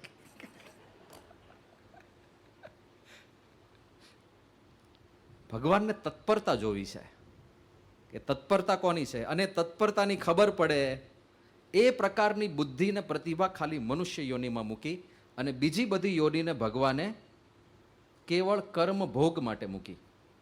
કારણ કે મનુષ્ય જન્મ આટલો વિશાળ હોય, 100 વર્ષનો, 80 વર્ષનો, 90 વર્ષનો મનુષ્ય જન્મ, અને આપણે પળે પળે કર્મો કરીએ છીએ. પાપ અને પુણ્ય, પાપ અને પુણ્ય, પાપ અને પુણ્ય, અનેક પ્રકારના કર્મ. અને બધા કર્મ ભેગા થયા તો એમાંથી જે પાપ હોય ઘણા બધા, એને ભોગવાવવા ક્યાં? ભગવાન પાસે જુદા જુદા વિકલ્પ છે. કાં તો નરક લોકમાં ભોગવાવે, કાં તો બીજી યોનિમાં જન્મ આપે, ત્રીજી યોનિમાં જન્મ આપે. એમને એવું લાગે કે ભાઈ આ 25 યોનિમાં જન્મ આપીશું અને પછી એની પાસે એવા પાપ પુણ્યનો યોગ થશે કે પછી પાછો મનુષ્ય જન્મ આપી શકાય. તો એને એકવાર ગધેડો બનાવી દે, એકવાર કૂતરો બનાવી દે, એકવાર માછલું બનાવી દે, એકવાર મકોડો બનાવી દે, એકવાર કીડી બનાવી દે, એકવાર ઈયળ બનાવી દે, અને પછી ચલો હવે એના બધા કર્મ મોટા ભાગના ભોગવાઈ ગયા, હવે થોડા પાપ પુણ્ય વધ્યા છે, એનાથી મનુષ્ય જન્મ મળી જશે, એટલે પાછો મનુષ્ય જન્મ આવે. થોડા પાપ અને પુણ્યના ભેગા કરીને આપણું પ્રારબ્ધ ઘડે અને મનુષ્ય જન્મ આપી દે પાછો. આ રીતની એમની આખી સિસ્ટમ આ ભગવાને વિકસાવેલી છે. અને સુખ બુદ્ધિની વાત આપણે કરતા હતા. આ ચક્ર ચાલ્યા કરે ને ઓટોમેટિક. હવે એ ક્યાં દર વખતે બધું નિર્ણય કરવા બેસે? એને કાળ કર્મ માયાને સોંપી દીધું, તમે આ ચલાવે રાખો ચક્ર. અને અહીંયા નીચે તો એમણે સુખ બુદ્ધિ જ મૂકી દીધી. માણસનું શરીર ચલાવવા માટે ખાવું જરૂરી છે, ખાવું જરૂરી છે. તો એમણે ભોજનમાં સુખ બુદ્ધિ મૂકી, એટલે મજા આવે આપણને ખાવાની. જો મજા ના આવતી હોત તો કોઈ ખાત જ નહીં. મજા ના આવતી હોય તો કોઈ ખાત? ખાઈએ છે શું કામ? ના ખાઈએ તો પીડા થાય, અને ખાઈએ તો મજા આવે. આ સુખ બુદ્ધિ. તો જો ભૂખ લાગે ને ખાવ નહીં તો અરે બહુ ભૂખ, અરે પેટમાં ચૂહા દોડે યાર, જલ્દી ખાવાનું પીરસો. અને ખાઈએ તો મજા આવે. હા હા, આવા દો આજે ખાવા દો, આજે ખબર હોય પેટ ભરાઈ ગયું હોય કે મારું બહુ અઘરું પડશે, રાત્રે ઊંઘ નહીં આવે, પડખા ફરવા પડશે, 2 ઢોસા હજી ખાઈ લઈએ, પછી ક્યારે બને કોને ખબર. સુખ બુદ્ધિ. પાણી પીવામાં સુખ બુદ્ધિ. પાણી પીવું જરૂરી છે શરીર ચલાવવા માટે, હા ને, સંસાર ચલાવવા માટે જે જરૂરી છે ત્યાં બધે સુખ બુદ્ધિ. પાણી પીવું જરૂરી છે, તો પાણી ના પીવો તો શોષ પડે, અરે યાર ગળું સુકાય છે, અને જેવું પાણી પીવો, હા હા શાંતિ થઈ ગઈ, સુખ બુદ્ધિ. 2 નંબર ને 1 નંબરમાં સુખ બુદ્ધિ, કારણ કે એ જરૂરી છે ને. તો ના જઈએ તો યાર જવું પડશે, ઘણા દોડવું પડે છે, અને અંદરથી બહાર નીકળે હલકા થઈ ગયા, એ આહા, એમાં પણ સુખ બુદ્ધિ મૂકી. જે અનિવાર્ય છે, જે અત્યંત અનિવાર્ય છે, અને જે 24 કલાક જરૂર પડે એ ઓટોમેશન ઉપર મૂકી દીધું. શ્વાસોચ્છ્વાસ ઓટોમેટિક મૂકી દીધા. આપણે વિચાર પણ ના કરવો પડે. કોઈ વિચાર કરવો પડે કે હું નેક્સ્ટ શ્વાસ લેવાનો છું, 3 સેકન્ડ માટે લઈશ, પછી 2 સેકન્ડ માટે હું શ્વાસ કરીશ, પછી પાછું 3 સેકન્ડ માટે હું શ્વાસ લઈશ. આવું કોઈ પ્લાનિંગ કરે? ચાલ્યા જ કરે. સુષુપ્તિમાં જતા રહ્યા હોય તો પણ ચાલે. એ ઓટોમેશન ઉપર મૂકી દીધું. અને પછી આ સંસાર ચલાવવા માટે પ્રજોત્પત્તિ થાય એ જરૂરી છે. મનુષ્યને એના દીકરા થાય, વાંદરાઓને એના દીકરા થાય, ગાય ભેંસને એના દીકરાઓ થાય, ઘોડાઓને એના દીકરાઓ થાય, અને આખું ચાલે ચક્ર એ પણ જરૂરી છે. એમાં પણ ભગવાને સુખ બુદ્ધિ મૂકી દીધી. એટલે ચાલ્યા જ કરે, ચાલ્યા જ કરે, ચાલ્યા જ કરે, ચાલ્યા જ કરે. આ આખી એમની રચના છે. હા, આખું એમને સાયકલ ગોઠવીને ઓટોમેશન ઉપર મૂકી દીધું. લડ્યા કરો બધા અંદર અંદર. હવે સુખ બુદ્ધિ, સુખ બુદ્ધિ. અને હું સુખ બુદ્ધિ શબ્દ વાપરું છું, સુખ નહીં. હા, પિઝાની અંદર સુખ બુદ્ધિ છે. આપણને પાઉંભાજીમાં સુખ બુદ્ધિ છે, સુખ નથી ત્યાં. અને સુખ હોત તો બધાને એમાં સુખ આવે જ ને, બધાને સુખ આવે. પણ જુઓ, તમે જલેબી બનાવી હોય સરસ મજાની, અને અહીંયા જલેબીનો આખો થાળ મૂકું હું, અને બાજુમાં બીજો એક થાળ મૂકું જેમાં આપણી જલેબી હોય, જે સવારે નીકળે છે ને એ જલેબી.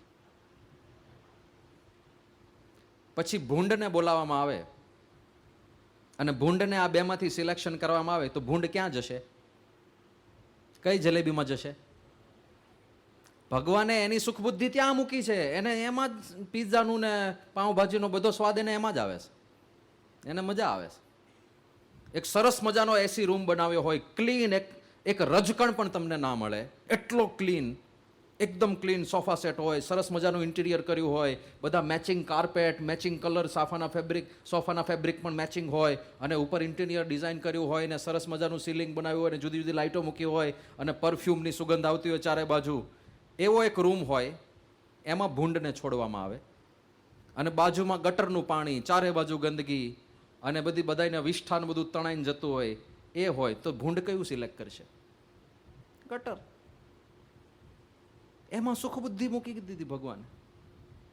અને પાછા 2 ભૂંડ ચર્ચા કરતા છે કે માણસ આ બધું હું કામ ખાલી ખોટું ઊભું કરતો, અહીંયા આટલી બધી મજા આવે છે, તો માણસ આ હું કામ આટલી બધી મહેનત કરતો હશે, એવી એ લોકો ચર્ચા કરતા હશે ઘર સભાની અંદર. એની સુખ બુદ્ધિ ત્યાં ભગવાને એવી સુખ બુદ્ધિ મૂકી છે. આખી જે સાયકલ બનાવી એમણે, જેને પેલું ચક્ર, કંઈક ચક્ર, પોષણ ચક્ર કહે છે ને, પોષણ કડી ભણવામાં આવતું હશે ઘણાને. પોષણ કડી મૂકી, ચક્ર ચાલ્યા જ કરે. અને એમાં પણ જુઓ, સિંહ છે ને, સિંહ એ વાસી માંસ ના ખાય ક્યારેય. 3 દિવસ સુધી એને મારણ કર્યું હોય ને કોઈ ગાય ભેંસનું, તો 3 દિવસ સુધી ખાવા માટે આવે. આપણે ગીરના જંગલમાં જઈએ ને તો ત્યાંના હરિભક્તોને રોજ આવું બધું જોવા મળતું હોય. તો આપણે કહીએ ને કે સિંહ આવે છે તમારા ખેતરમાં, તો પછી અમારે જોવાની ઈચ્છા છે. તો એ કહે કે સ્વામી અહીંયા મારણ કર્યું છે, અને 2 દિવસ પહેલાં કર્યું છે, એટલે આજે પણ ખાવા માટે આવશે. 3 દિવસ સુધી ખાવા આવે. 3 દિવસ પછી અધૂરું હોય તો, કે પછી એ ના આવે, એ વાસી થઈ ગયું. તો એ કોણ ખાય? તો કે જરખ એ વાસી ખાય. અને એ કોઈ ના આવે તો ગીધડા અને કાગડા એ વાસી ખાય. અને વાસી માંસ ખાય. એમાંથી જરખ ક્યારેય બીમાર પડ્યું હોય ને, ડૉક્ટર પાસે આવ્યું હોય, આજે પેટમાં દુખે, બહુ ખવાઈ ગયું, એવું બન્યું નથી અત્યાર સુધી. ગીધડાને વાસી માંસથી રોગ થયો એવું ક્યારે? કારણ કે એનું બોડી, એનું સાધન એ પ્રકારનું બનાવ્યું કે સડેલું કે જૂનું કે ગમે તેવું ગંધાઈ ગયેલું માંસ પણ પચાવી શકે. ક્યાં ક્યાં સુખ બુદ્ધિ કોના કોના માટે મૂકી છે. આપણને ઘાસ ખાવાની મજા આવે?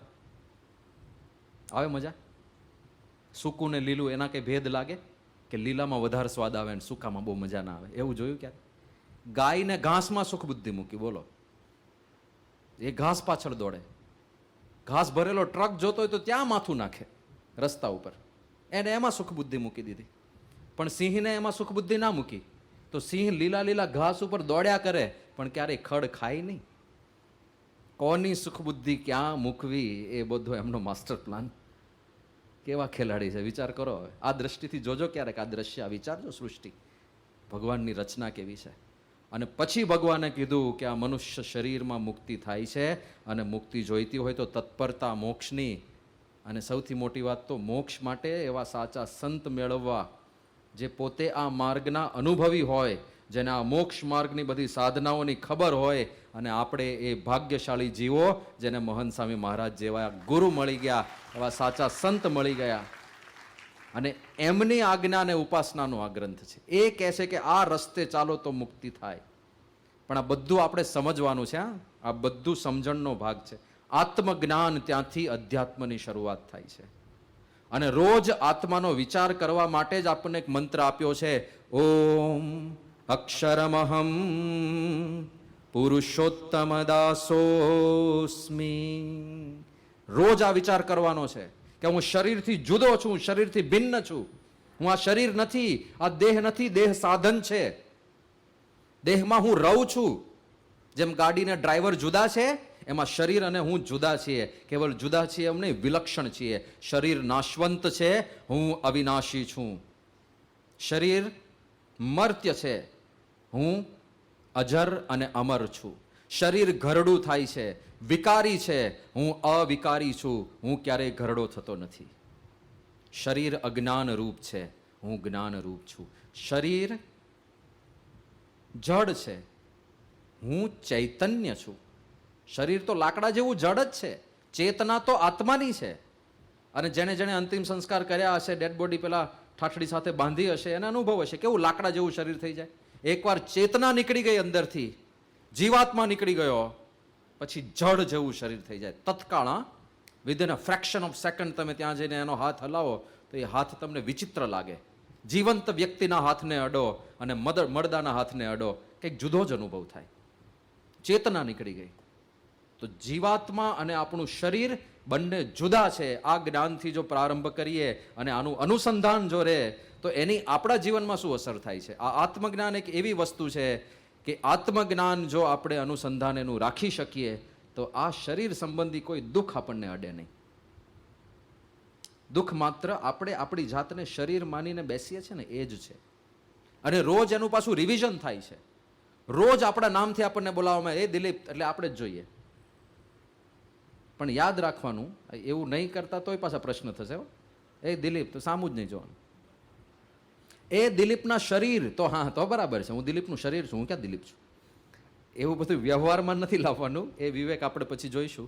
પણ પહેલા જો આ જ્ઞાનનું અનુસંધાન રહે તો ફાયદો કેટલો થાય. જો આપણી જાતને આપણે આત્મા માનીએ ને અને આ શરીરમાં આપણે રહીએ છીએ.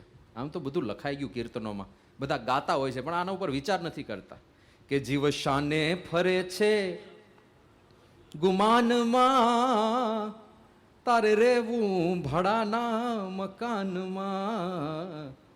સાંભળે છે ને બધા, બહુ આ બધા ભજનો પહેલા સાંભળતા.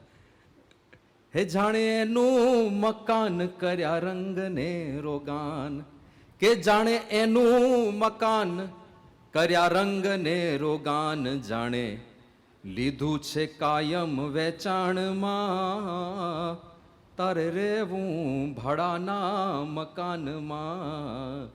જીવ શાને ફરે છે ગુમાનમાં. આ ભાડાનું મકાન છે. એટલે તમે ભાડાના મકાનમાં રહેતા હો, એમાં ક્યારે તમારા ખર્ચે કલર કરાવો? એ તો મકાન માલિક કરાવે, હું શું કામ કરાવું? એનું ઘર છે. હું ખાલી ખોટો ખર્ચો શું કામ કરું? મારે ગમે ત્યારે ખાલી કરીને જતા રહેવાનું છે. આપણે તાજો કલર કરાવીએ નવો સરસ મજાનો, 50-60 હજાર રૂપિયાનો ખર્ચો કરીને, અને મકાન માલિક બીજે દિવસે કંઈક ચાલો ખાલી કરો, લે તમારો કલર તો વેસ્ટ જાય. તો ભાડાના મકાનની ક્યારે રંગરોગાન હોય? ક્યારે ડેકોરેશન હોય પરમેનન્ટ? આમાં હારા કેટલા લપેડા કરીએ છીએ આપણે. આ ભાડાનું જ મકાન છે. આવી હેરસ્ટાઈલ કપાવે ને આમ 3 પટ્ટા કરાવે ને જાત જાતનું કેટલું કરાવે. તારે રેવું ભાડાના મકાનમાં. બીજું એક ભજન છે, આ કાયામાંથી હંસલો રે ઓ ચિંતાનો ઉડી જશે. કોણ જાણી શકે કે કોણ જાણી શકે કાળને રે, કાલે વાણું કેવું વાશે. કાયામાંથી હંસલો ઉડી જશે. વાત શું છે? એ શરીર ને આત્મા જુદા છે. હંસલો એટલે આત્મા ઓચિંતાનો ઉડી જશે. ક્યારે નીકળી જશે, ક્યારે શરીર પડી જશે. દુર્લભો નશ્વરશ્ચાયમ વારંવારમ ન લભ્યતે. દુર્લભ તો છે જ, પણ નશ્વર છે. ક્યારે? આ કાયા તારી માટીનો ઘડુલો રે, ફટકરતા ફૂટી જશે. કાંઈ નક્કી નથી. અહીંથી સભા પૂરી થઈને બહાર નીકળ્યા અને એક પગથિયું ચૂકાઈ જાય અને આમ પડ્યા ને જો ભટકાયું માથું, જય સ્વામિનારાયણ, ઉપડી ગયા. લ્યો, ક્યાં જાજી વાર લાગવાની. કેટલા બધા અહંકાર લઈને ફરતા હોય ને, કેટલા બધા જાત જાતના કે આ મારો દીકરો ને આ મારી માત છે, આ મારી ઘરવાળી ને આ મારી નાત છે. અરે મુવાની સંગાથે કોઈ જાતું નથી રે, કોઈ કોઈનું નથી રે, કોઈ કોઈનું નથી રે. હવે આ બધા આપણે ભજનો તો બહુ ગાઈએ, પણ એના પર વિચાર ના કરીએ. વિચાર ના કરીએ. બંગલાનો બાંધનાર, કાયાનો ઘડનાર, કેવો મારા ભાઈ, ભાડુતી બંગલો કોણે રે મના. પેલા હીરા ઘસતા હોય ને, હીરા ઘસતા ઘસતા એક ગોઠણ હલાવતા હલાવતા ડોલતા હોય આ ભજન ઉપર. ક્યારે વિચાર ના કરે આના ઉપર કે આ કહેવા શું માંગે છે. ભાડાના મકાનમાં, ભાડુતી બંગલામાં રહીએ છીએ, એક મહેમાન તરીકે રહીએ છીએ. ગુણાસાઈ કીધું ઘરમાં રહેવું તે મહેમાનની પેઠે, પણ આ ઘરમાં પણ મહેમાનની જેમ રહેવું. આ શરીરથી જુદા છીએ, ડ્રાઈવર છીએ. આ શરીરના આપણે સંચાલક છીએ અને આ શરીર એક સાધન છે. આ સાધનથી શું કરવાનું છે કે નાશવંત આ દેહ વડેથી અવિનાશી ફળ લેવું જી, પતરાળાને જમી કરીને બહાર ફેંકી દેવું જી. કે મન ગમતું મૂકીને મનવા હરિગમતામાં રહેવું જી. દેહ ધર્યો તે સુખ દુઃખ આવે તેને વેઠી લેવું જી. તો આ બધા જ ઉપદેશો છે, પણ એનું અનુસંધાન રોજ કરવાનું કે હું આ શરીરથી જુદો છું, હું દિવ્ય છું, હું અજર છું, અમર છું, અવિનાશી છું અને મારી અંદર પરાત્પર પરમાત્મા પરબ્રહ્મ અખંડ વિરાજમાન છે. એ સદૈવ મારી સાથે છે, એ હંમેશા મારી અંદર વિરાજમાન છે. એમના તેજથી હું તેજાયમાન છું. આ બધી વાતોને વિચારો છે ને, એક અદ્ભુત એનર્જી આપણી અંદર જાગૃત કરશે અને એક એવી પ્રૌઢતા આવશે કે જીવનના ઝંઝાવાતો અડશે નહીં. જીવન એક સંવાદ, એક ડ્રામા જેવું લાગશે. કારણ કે તમે આ શરીર નથી. તમે નથી રમેશભાઈ, નથી કાનજીભાઈ, નથી રામજીભાઈ, નથી મોહનભાઈ, નથી સંતોષભાઈ, કાંઈ જ નથી. તમે એક રોલ ભજવી રહ્યા છો રામજીભાઈનો. અને એ રામજીભાઈ પાછા ઘણા બધા મલ્ટિપલ રોલ વાળા છે. એ કોઈકના પતિ છે, એ કોઈકના પુત્ર છે, એ કોઈકના પિતા છે, એ કોઈકના મિત્ર છે, એ કોઈકના ભાઈ છે, એ કોઈક ઓફિસના સીઈઓ છે. એ બધા રોલ છે પાછા. મલ્ટિપલ રોલ એક સાથે એક વ્યક્તિ ભજવે છે. તો એ બધા રોલ પણ ભજવવાના છે ને. પણ જો આત્મજ્ઞાન ખરેખર સિદ્ધ થાય ને, તો આ જીવન એક પાત્ર બની જાય, એક રોલ, એક ડ્રામામાં તમે રોલ ભજવી રહ્યા છો. અને જો ખરેખર એ રીતની દ્રષ્ટિ ખીલે તો થાય શું? તો જીવનના કોઈ દુઃખ અડે નહીં, કોઈ માન અપમાન અડે નહીં, કોઈ હાનિ વૃદ્ધિ તમને સ્પર્શી ના શકે. ઉદાહરણ આપું તમને. દાખલા તરીકે અહીંયા ટીપુ સુલતાનનો કંઈક ડ્રામા રજૂ થતો હોય અને ટીપુ સુલતાનનો હાથી ઉપર એન્ટ્રી થાય. સ્ટેજ ઉપર હાથી ઉપર બેસીને અને આમ તલવાર રાખીને ભાડે લાવેલા કપડાં પહેરીને ટીપુડો બેઠો હોય અને આમ ડોલતો ડોલતો એન્ટ્રી થાય, એમ બેકગ્રાઉન્ડ મ્યુઝિક સાથે.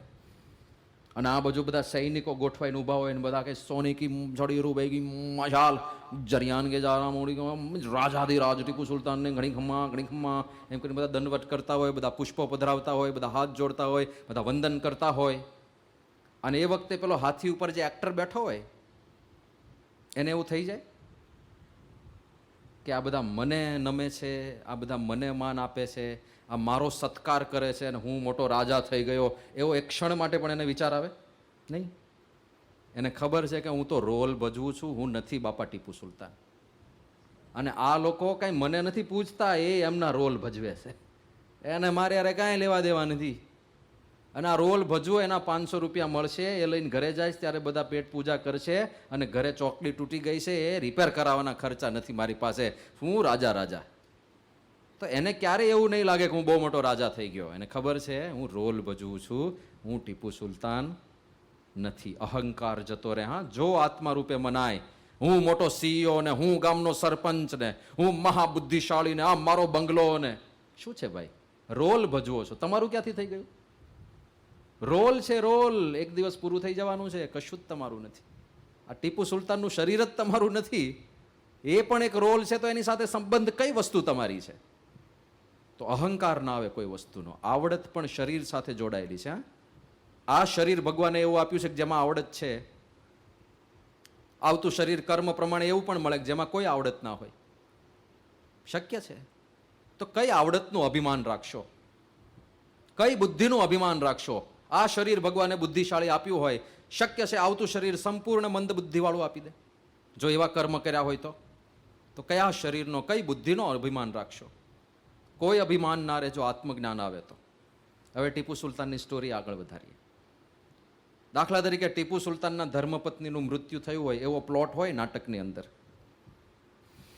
તો ટીપુ સુલતાન એકદમ ગદગદ થઈને લાગણીસભર કંઠે ડાયલોગ્સ બોલશે. હે પ્રિયે, તારા વગર તો મને મારું જીવન હવે નરક જેવું લાગશે. આપણે સાથે વિતાવેલી એક એક પળ મને અખંડ યાદ આવશે. હે પ્રિયે, તારા વગર એક એક સેકન્ડ મને એક એક વર્ષ જેવી લાગશે. તારા વિયોગે હું નહીં જીવી શકું. એમ કરીને આંસુ સાર છે, આંખમાંથી આંસુ. જો સારો એક્ટર હોય ને તો ગ્લિસરીન લગાડ્યા વગર આંખમાંથી આંસુ નીકળાય, એવા એક્ટર હોય છે. નોર્મલી રડાવવા માટે એક્ટરને આંખમાં ગ્લિસરીન ચોપડે, અને ગ્લિસરીન ચોપડે ને એટલે પાણી નીકળે આંખમાંથી. તો જે આમ એક્ટિંગ કરતા કરતા રડી ના પડતા હોય ને એને ગ્લિસરીન લગાડવું પડે. અમુક એક્ટર એવા પાવરધા હોય એને ગ્લિસરીનની જરૂર ના પડે. એ આવા ઇમોશન્સ પોતાની અંદર જનરેટ કરી શકે અને એકચ્યુઅલમાં રડવા માંડે એક્ટિંગ કરતા કરતા. એવા પાવરફુલ એક્ટર હોય, બોલશે બધું, હે પ્રિયે, તારા વગર નહીં જીવી શકું. પણ એ અંતરથી દુઃખી હશે આવા ડાયલોગ બોલતા બોલતા? કાંઈ જ નહીં. અંતરમાં આટલો પણ લાગણીનો ભાવ નહીં હોય, કારણ કે એને એક તો ખબર છે કે આ મારી પત્ની નથી. કારણ કે એ પણ એક એક્ટર જ છે, એ રોલ ભજવે છે. બીજું, એને એ ખબર છે કે એ મરી પણ નથી, એમનેમ પડી છે. રોલ ભજવે છે ને. કોઈ મરતું નથી, શરીર છોડે છે ખાલી, રોલ પૂરો કરે છે. હા, કોઈ મરતું તો નથી જ. આ રોલ પૂરો કરીને એ જીવડો બીજે જતો રહ્યો, એ મર્યો તો નથી જ. આ રોલ ખાલી પૂરો થઈ ગયો. એક રોલે એક્ઝિટ લઈ લીધી ડ્રામામાંથી, પૂરું થઈ ગયું.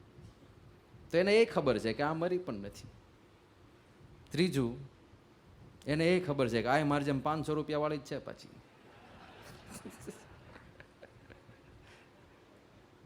તો બોલશે બધા ડાયલોગ, બધા કર્તવ્ય નિભાવશે, જે કહેવાનું છે કહેશે, બધું જ કરશે. પણ ઇમોશનલ અટેચમેન્ટ એટલું બધું ના થઈ જાય કે બંધન થઈ જાય. હવે આ બધી વાતો પાછી વધારે પડતી એપ્લિકેશનમાં નથી લાવી દેવાની હો, નહીં તો ઘર ભાંગશે તમારા પાછા. વધારે પડતું નહીં, માપનું લાવવાનું. એ વાત હમણાં પછી એક દ્રષ્ટાંત આપીને કરું. એ ટીપુ સુલતાન બેઠો હોય એના સિંહાસન ઉપર, અને પ્લોટ એવો હોય કે કોઈક વ્યક્તિ નગરજન આવે અને ટીપુ સુલતાનનું ભયંકર અપમાન કરે, જબરજસ્ત ગાળો આપે, જાત જાતની ભાતમાંથી, સુરતી, કાઠિયાવાડી, દેશી, પરદેશી બધી ગાળો આપે. અને ટીપુ સુલતાનને કીધું કે ભાઈ આ વખતે તારે શું કરવાનું છે? મારે કઈ એક્ટિંગ? હા હા, બોલો બોલો ડિરેક્ટર સાહેબ, શું એક્ટિંગ કરવાની? પેલો આવા બધા ગાળો દેતો હોય ત્યારે મારે શું કરવાનું? કે તમારે પગ ઉપર પગ ચડાવીને બેસવાનું અને હસવાનું, હસતું મુખારવિંદ રાખીને એની ગાળો સાંભળવાની. અને જ્યારે ગાળો પૂર્ણ થાય ત્યારે તમારે એટલું જ બોલવાનું કે બસ આટલું જ કહેવું છે તારે, બસ આટલું જ, વિશેષ કાંઈ નથી કહેવું, બસ આવું બોલવાનું. એટલે પેલો વધારે ગુસ્સે થશે, બીજી ગાળીઓ દેશે, અને એ ગાળો પૂરી થાય ત્યારે પાછું બોલવાનું, બસ આટલું જ કહેવું છે તારે? વિશેષ કાંઈ નથી કહેવું? બસ આટલું કરવાનું તારે? હા, અરે કરીશ, અરે જોરદાર, એવો હસીશ, એવી સ્માઇલ આપીશ ને એવી રીતે કોમળતાથી ડાયલોગ બોલીશ, દંગ રહી જઈશો ડિરેક્ટર સાહેબ. અને ખરેખર પેલું ડ્રામા શરૂ થાય, આટલા બધા લોકો ઓડિયન્સ બેઠા હોય હજારોની સંખ્યામાં, અને પેલો માણસ નગરજન આવીને ભયંકર ગાળો ટીપુ સુલતાનને આપે અને હસ્યા કરે. તો પેલો ગાળો આપતો હોય ત્યારે ટીપુ સુલતાનને એવું લાગશે કે મારું બહુ અપમાન થઈ ગયું યાર, વધારે પડતી ગાળો એને આપી દીધી, એવું લાગે? એને ખબર છે કે એ એના ડાયલોગ બોલે છે, મારે મારા ડાયલોગ બોલવાના છે. એના ડાયલોગ એને ગુસ્સે થઈને, ક્રોધિત થઈને બોલવાના છે, મારે હસતા હસતા સાંભળવાનું છે. એટલું જ કહેવાનું છે કે બસ આટલું જ કહેવું છે તારે? વિશેષ કાંઈ નથી કહેવું? હવે આ વસ્તુ એપ્લાય કરો. આ ડ્રામા છે, આપણે એક રોલ ભજવી રહ્યા છીએ, રમેશ, પરેશ, મહેશ, સોહમ, ઘણા બધા રોલ અહીંયા બેઠા છે, અને કોઈક અજ્ઞાની પાત્ર આવીને તમને ભયંકર ગાળો આપે, તો આવું અનુસંધાન રાખી શકાય કે એ એના ડાયલોગ બોલે છે, મારે મારા બોલવાના છે, હસતા હસતા બસ આટલું જ કહેવું છે તારે? કેવા નિષ્ઠુર થઈ જાય આપણે. લોકો વાળ ખેંચે, આને કંઈક ખબર, અને ફેર કેમ નથી પડતો? હવે અંતરથી આટલા અલિપ્ત રહેતા શીખી જવાનું કે બહારનું કોઈ સરાઉન્ડિંગ્સ આપણને અડે નહીં. એટલા જો શરીરથી જુદા પડતા આવડી જાય ને, એક રોલ બનતા આવડી જાય, તો કોઈ માન અપમાન, હાનિ, વૃદ્ધિ, નફા, નુકસાન કશું અડશે નહીં. બધું શરીર સાથે કનેક્ટેડ છે. કોઈક વસ્તુ ખોવાઈ ગઈ, મારી ઘડિયાળ જતી રહી, એટલે તારી હતી જ ક્યાં? શરીર સાથે સંબંધ હતી, તારી હતી જ ક્યાં? કંઈક ખોવાઈ જાય, કંઈક મળી જાય, એનાથી હાનિ વૃદ્ધિ કશું જ ના થાય. વધારે પડતું નહીં શીખી લેતા. નહીં તો આજે આ વિદ્યાર્થીઓ શીખી જશે ને, તો મમ્મી જ્યારે ખીજાશે, અરે નઠારા આખો દાડો મોબાઈલ લઈને વિડીયો ગેમ રમ્યા કરે છે, વાંચવા બે વાંચવા, પરીક્ષા માથે ઊભી છે, હગલી નહીં થાય તારી આખો દી પબજી ટીચા કરે છે તે. આવું મમ્મી શીખવાડશે ને બરાબર ને ખખડાવશે, છોકરા આવું કહેશે, મમ્મી બસ આટલું જ કહેવું તું તમારે? વિશેષ કાંઈ નથી કહેવું? ઊંધો ઉપયોગ નથી કરવાનો આ જ્ઞાનનો, સવળો ઉપયોગ કરવાનો છે. અને સવળો પાછો કરવાનો છે એમ. એ ઘણા સવળોય નથી કરતા. અહીંયા કથામાંથી ઊભા થાય, ખંખેરીને ઊભા થઈ જાય. ટેવ હોય ઊભા થાય ને ત્યારે ખંખેરવાની. હવે જો કે આપણે બધું ચોખ્ખું બહુ ચણાક રાખીએ છીએ, એટલે કોઈને ખંખેરવાની જરૂર નથી પડતી. પહેલાંના સમયમાં સ્કૂલમાં ભણાવતા ને તે સીધા નીચે બેસાડતા, સીધા ગ્રાઉન્ડ ઉપર બેઠા હોય લીમડા નીચે. એ ઊભા થાય ત્યારે ચડીઓ ખંખેરવી પડે. એટલે પહેલાંના દ્રષ્ટાંતો એવા આપતા કે ઊભા થાય કથામાં બધું ખંખેરતા જાય, તમારું અમે કાંઈ લઈ જતા નથી, અહીંયા જ બધું ખંખેરીને જઈએ છીએ. બધા જ્ઞાન આપણે વર્ષોથી સાંભળીએ છીએ, એ ટાણે એનું અનુસંધાન રાખવાનું અને એપ્લાય કરવાનું. એકવાર એક આંગળીયાનો ધંધો કરતા હશે એક ભાઈ, એને તો રોજ લાખો રૂપિયાની આમ લેવડ દેવડ ને બધું કરવાનું. એટલે એના ધર્મપત્નીની ચિંતા થઈ કે આ મારા પતિદેવ લાખોનું બધું જોખમ લઈને રોજ હેરાફેરી કરે છે આમથી આમ, તારું કોક લૂંટી જશે અને કંઈક એમને નુકસાન ના થાય. એના ધર્મપત્નીએ કીધું કે ભાઈ તમે એક બંદૂક રાખો ને, મને તમારી બહુ ચિંતા થાય છે. એટલે કે બંદૂક વગર ચાલે જ ના, પણ રાખો તમે બંદૂક. તમે આટલા લાખો રૂપિયા લઈને જવાનું, કોઈક કંઈક લૂંટવા આવે ને કંઈક નુકસાન કરી નાખે તો. પત્નીનો બહુ આગ્રહ હતો એટલે પેલો બંદૂક લઈ આવ્યો. જે ઓફિશિયલ જે કંઈ કાર્યવાહી લાયસન્સ લેવાનું હોય, લાયસન્સવાળી બંદૂક લઈ આવ્યો સરસ મજાની. ચલાવવાની પ્રેક્ટિસ પણ કરી આવ્યો પાછો, જેથી નિશાન પાછું બરાબર લાગે.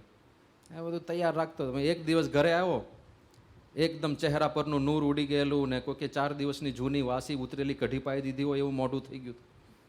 એકદમ નિસ્તેજ, ઢીલો પડી ગયેલો આવ્યો. ધર્મપત્ની કે શું થયું, કેમ સાવ ઢીલા ઢીલા છો? કે બધું લઈ ગયા. હા 15 લાખ લઈ ગયા. હે 15 લાખ? મોબાઈલ લઈ ગયા, પાકીટ લઈ ગયા, ગળામાં ચેન પીરું હતું એ લઈ ગયા, બધું લઈ ગયા. કે બધું લઈ ગયા? કે તમારા પાસે બંદૂક હતી ને? કે બંદૂક તો માન સંતાડી રાખી, બાકી એ લઈ જાત. એ સંતાડવા માટે હતી કે ટાણે ઉપયોગ કરવા માટે હતી? એમ આપણે બધું આત્મજ્ઞાન ને પરમાત્મ જ્ઞાન ને ભગવાન કરતા હરતા છે ને બધું સત્સંગમાં સાંભળીએ, પણ ટાણે વાપરીએ નહીં. જ્યારે એવી ઘટના બને જીવનમાં ત્યારે એપ્લાય ના કરીએ તો પછી એ જ્ઞાન બંદૂકની જેમ પડ્યું રહે. પણ પાછી એ બંદૂક ક્યારે વાપરવાની? સામે ચોર ડાકુ લૂંટારો આવે ત્યારે. હા, ખોટી જગ્યાએ નથી વાપરવાની. પાછી ધર્મપત્ની નથી કે દેખાડવાની કે ઢોસા બનાવ નહીં તો વાત નથી તારી, ખેર નથી, ત્યાં નથી વાપરવાની. યોગ્ય જગ્યાએ વાપરવાની છે. એમ આ જ્ઞાન છે ને બેધારી તલવાર જેવું હોય, બેધારી તલવાર. એ આમય કાપે અને આમય કાપે. એનો સદુપયોગ પણ થાય અને દુરુપયોગ પણ થાય. તો દુરુપયોગ નથી કરવાનો. જ્યારે જીવનમાં એવા ઝંઝાવાત આવે ત્યારે આ સિદ્ધાંત યાદ રહેવો જોઈએ. હા, આ સિદ્ધાંત યાદ આવવો જોઈએ, બહુ જરૂરી છે. પણ ખોટી જગ્યાએ નહીં વાપરવાનું. પાછું એક ભાઈને પેલું કીર્તન સાંભળીને ગયા ઘરે કે કોઈ કોઈનું નથી રે, કોઈ કોઈનું નથી રે, કે ભૂંડા નાહક ના મરો બધા મથી મથી રે, કોઈ કોઈનું નથી. એવું ચડી ગયું ને. ઘરે ગયા, એના ધર્મપત્ની કે ભાઈ આપણે ઘરમાં ઘી ગોળ ખાંડ તેલ ખૂટી ગયા છે, તો કાલે લેતા આવો. તમે ઘરધણી છો, તમને આટલી તો ખબર રહેવી જોઈએ ને કે ટાઈમે ટાઈમે બધી વસ્તુ લાવવાની હોય. કોનું ઘર? કેવો ઘરધણી? આપ કોણ છો દેવીજી? કોઈ કોઈનું નથી રે, કોઈ કોઈનું નથી રે. ધર્મપત્ની કે આજે 2 પેગ વધારે પી લીધા લાગે.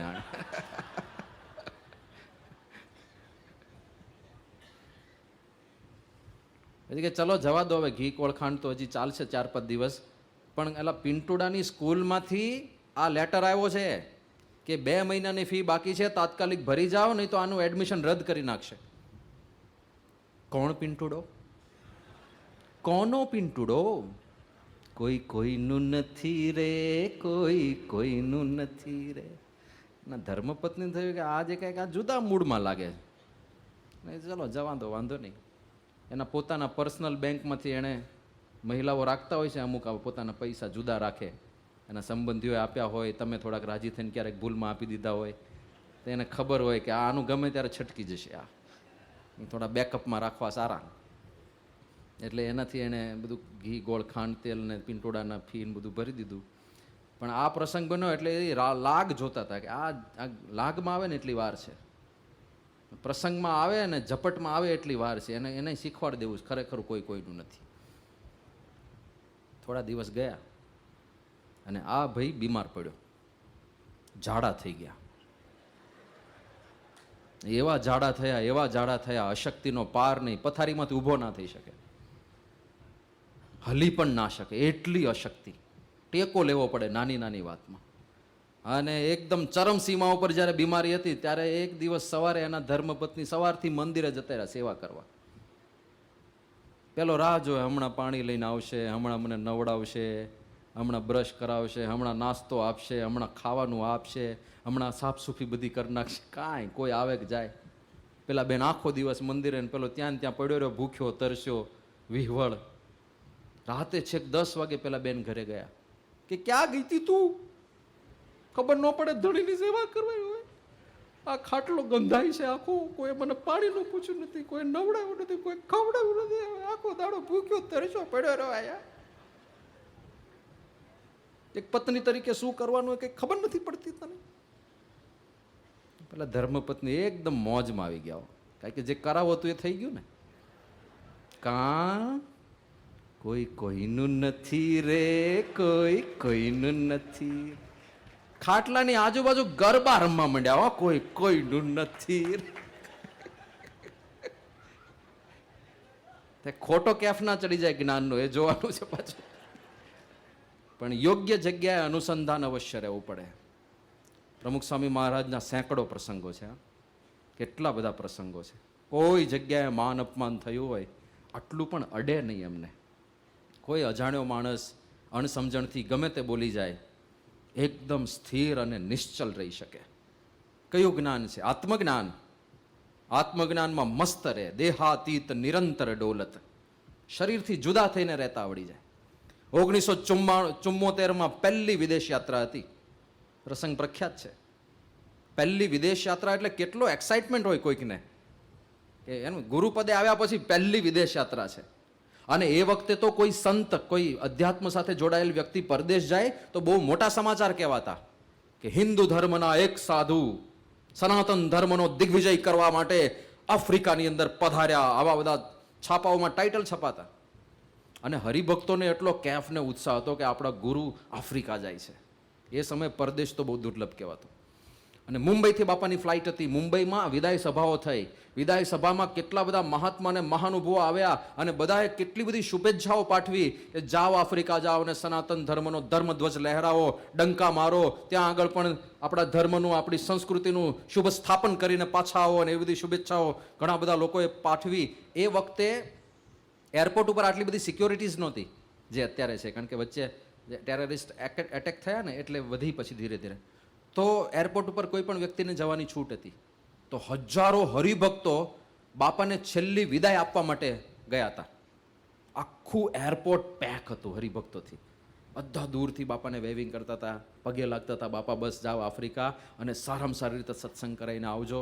અને ગૌરીશંકર નામનું વિમાન હતું બાપાનું, અને અહીંથી ફ્લાઇટ ઉપડી, આફ્રિકા લેન્ડ થઈ, અને ત્યાં જ જાહેરાત થઈ કે પ્રમુખ સ્વામી મહારાજ નામના જે પેસેન્જર છે એમણે નૈરોબીની ભૂમિ ઉપર પગ મૂકવાનો નથી, એમને આ જ પ્લેનમાં પાછા જવાનું છે, ડિપોર્ટ કરવામાં આવે છે. હવે માણસને કેટલું દુઃખ લાગી જાય, આટલા હરખ ઘેલા થઈને ગયા હોય, પણ સ્વામીને કોઈ હરખ નહોતો, કોઈ શોક પણ નહોતો. નિશ્ચલ, એકદમ નિશ્ચલ. તરત જ સ્વામીને ખબર પડી મારે નથી ઉતરવાનું. જે કારણ હોય તે, ગમે તેને અવળું પડ્યું હોય, ગમે તેણે ખોટી વાત કરીને કાન બંભેરણી કરી હોય કે દ્વેષને લીધે થયું હોય, જે કારણ હોય તે, સ્વામીને ખબર પડી ગઈ કે હવે આપણે પાછા જવાનું છે. તો સ્વામી બધા સંતોને એકદમ પ્રેમથી કીધું કે ભાઈ મને ના પાડી છે, મારે નથી ઉતરવાનું, તો એક સંત મારી જોડમાં રોકાઈ જાય, બીજા બધા સંતો ઉતરી જાઓ, અને આપણે જે વિચરણ વિચાર્યું છે એ પ્રમાણે બધાને સત્સંગ કરાવજો. ત્યાં તો પાછી જાહેરાત થઈ કે પ્રમુખ Swami Maharaj and the hall party, એમના આખા સમૂહને આને આ જ પ્લેનમાં પાછું ભારત જવાનું છે, કોઈને નૈરોબીની ધરતી ઉપર પગ નથી મૂકવાનું. અને આખો સમૂહ, પેલું કે ને લીલા તોરણે જાન પાછી આવી, બધા પાછા આવ્યા આફ્રિકા ગયા વગર. અને પાછા પેલા ફ્લાઇટમાં હતા. વિવેક સાગર સ્વામી કે અમને તો એટલી બધી શરમ આવતી હતી કે હારું ત્યાં જઈને મોઢું શું દેખાડશું ભારત જઈને, આટલા બધાએ વધામણા આપીને મોકલ્યા હોય. એટલે વિવેક સાગર સ્વામી કે આમ હું તો કે વિચાર કરતો હતો કે દાદર જઈને સીધું ઓશિકામાં મોઢું નાખીને હુઈ જવું છે. અને એવા વખતે કોઠારી બાપાએ, ભક્તિપ્રિય સ્વામી આપણા કોઠારીના, મુંબઈના કોઠારી બાપા, સદગુરુ સંત, એમણે બાપાને એક ડાયરી આપી, બાપામાં કંઈક લખો. અને સ્વામીએ લખ્યું કે પોતાની જાતેને આત્મા માને તો માન શું અને અપમાન શું. આ જ તત્વજ્ઞાન આવ્યું. હા, શરીરથી ભિન્ન છીએ એટલે અપમાન એ શરીરનું થાય છે, આત્માને કોઈ ક્યારેય અપમાનિત નથી કરી શકતું. બધું શરીરનું થાય છે ને, શરીર આપણું છે જ નહીં, ગમે ત્યારે ઉપડી જશે, ખબર નથી પડવાની. તો આ તત્વજ્ઞાન, આ આત્મજ્ઞાન, એનો ઉપયોગ કરવો ટાણે. પછી દાદર ગયા અને રાત્રે 1:30-2 વાગે મંદિરે પહોંચ્યા. હવે જ્યારે વિદાય આપવાની હતી ત્યારે હજારો હરિભક્તો, અને પાછા ગયા ત્યારે કોઈ નહીં, સાવ ખાલી ખમ. અને રાત્રે તો બધા સંતો સૂઈ ગયા હોય, કોઈ સંતોને ખબર નહોતી કે બાપા પાછા આવ્યા છે. એટલે જેવા સ્વામી ગયા, લાઇટો ચાલુ થઈ અને સંતો આંખો ચોળતા હોય તો અરે રે બાપા એ બીજા સ્વરૂપે દર્શન આપ્યા, જય હો પ્રભુ કી જય હો, જય હો આપણા ગુરુ. બાપા કે બીજું સ્વરૂપ નથી, એનું એ જ છે, અમે પાછા આવ્યા છીએ આફ્રિકાથી. પાછી એમની ભક્તિ પણ જુઓ. આવું અપમાન થયું હોય કોઈનું, અને જો ખરેખર અપમાન લાગ્યું હોય ને, તો એ વખતે ભગવાન યાદ ના આવે.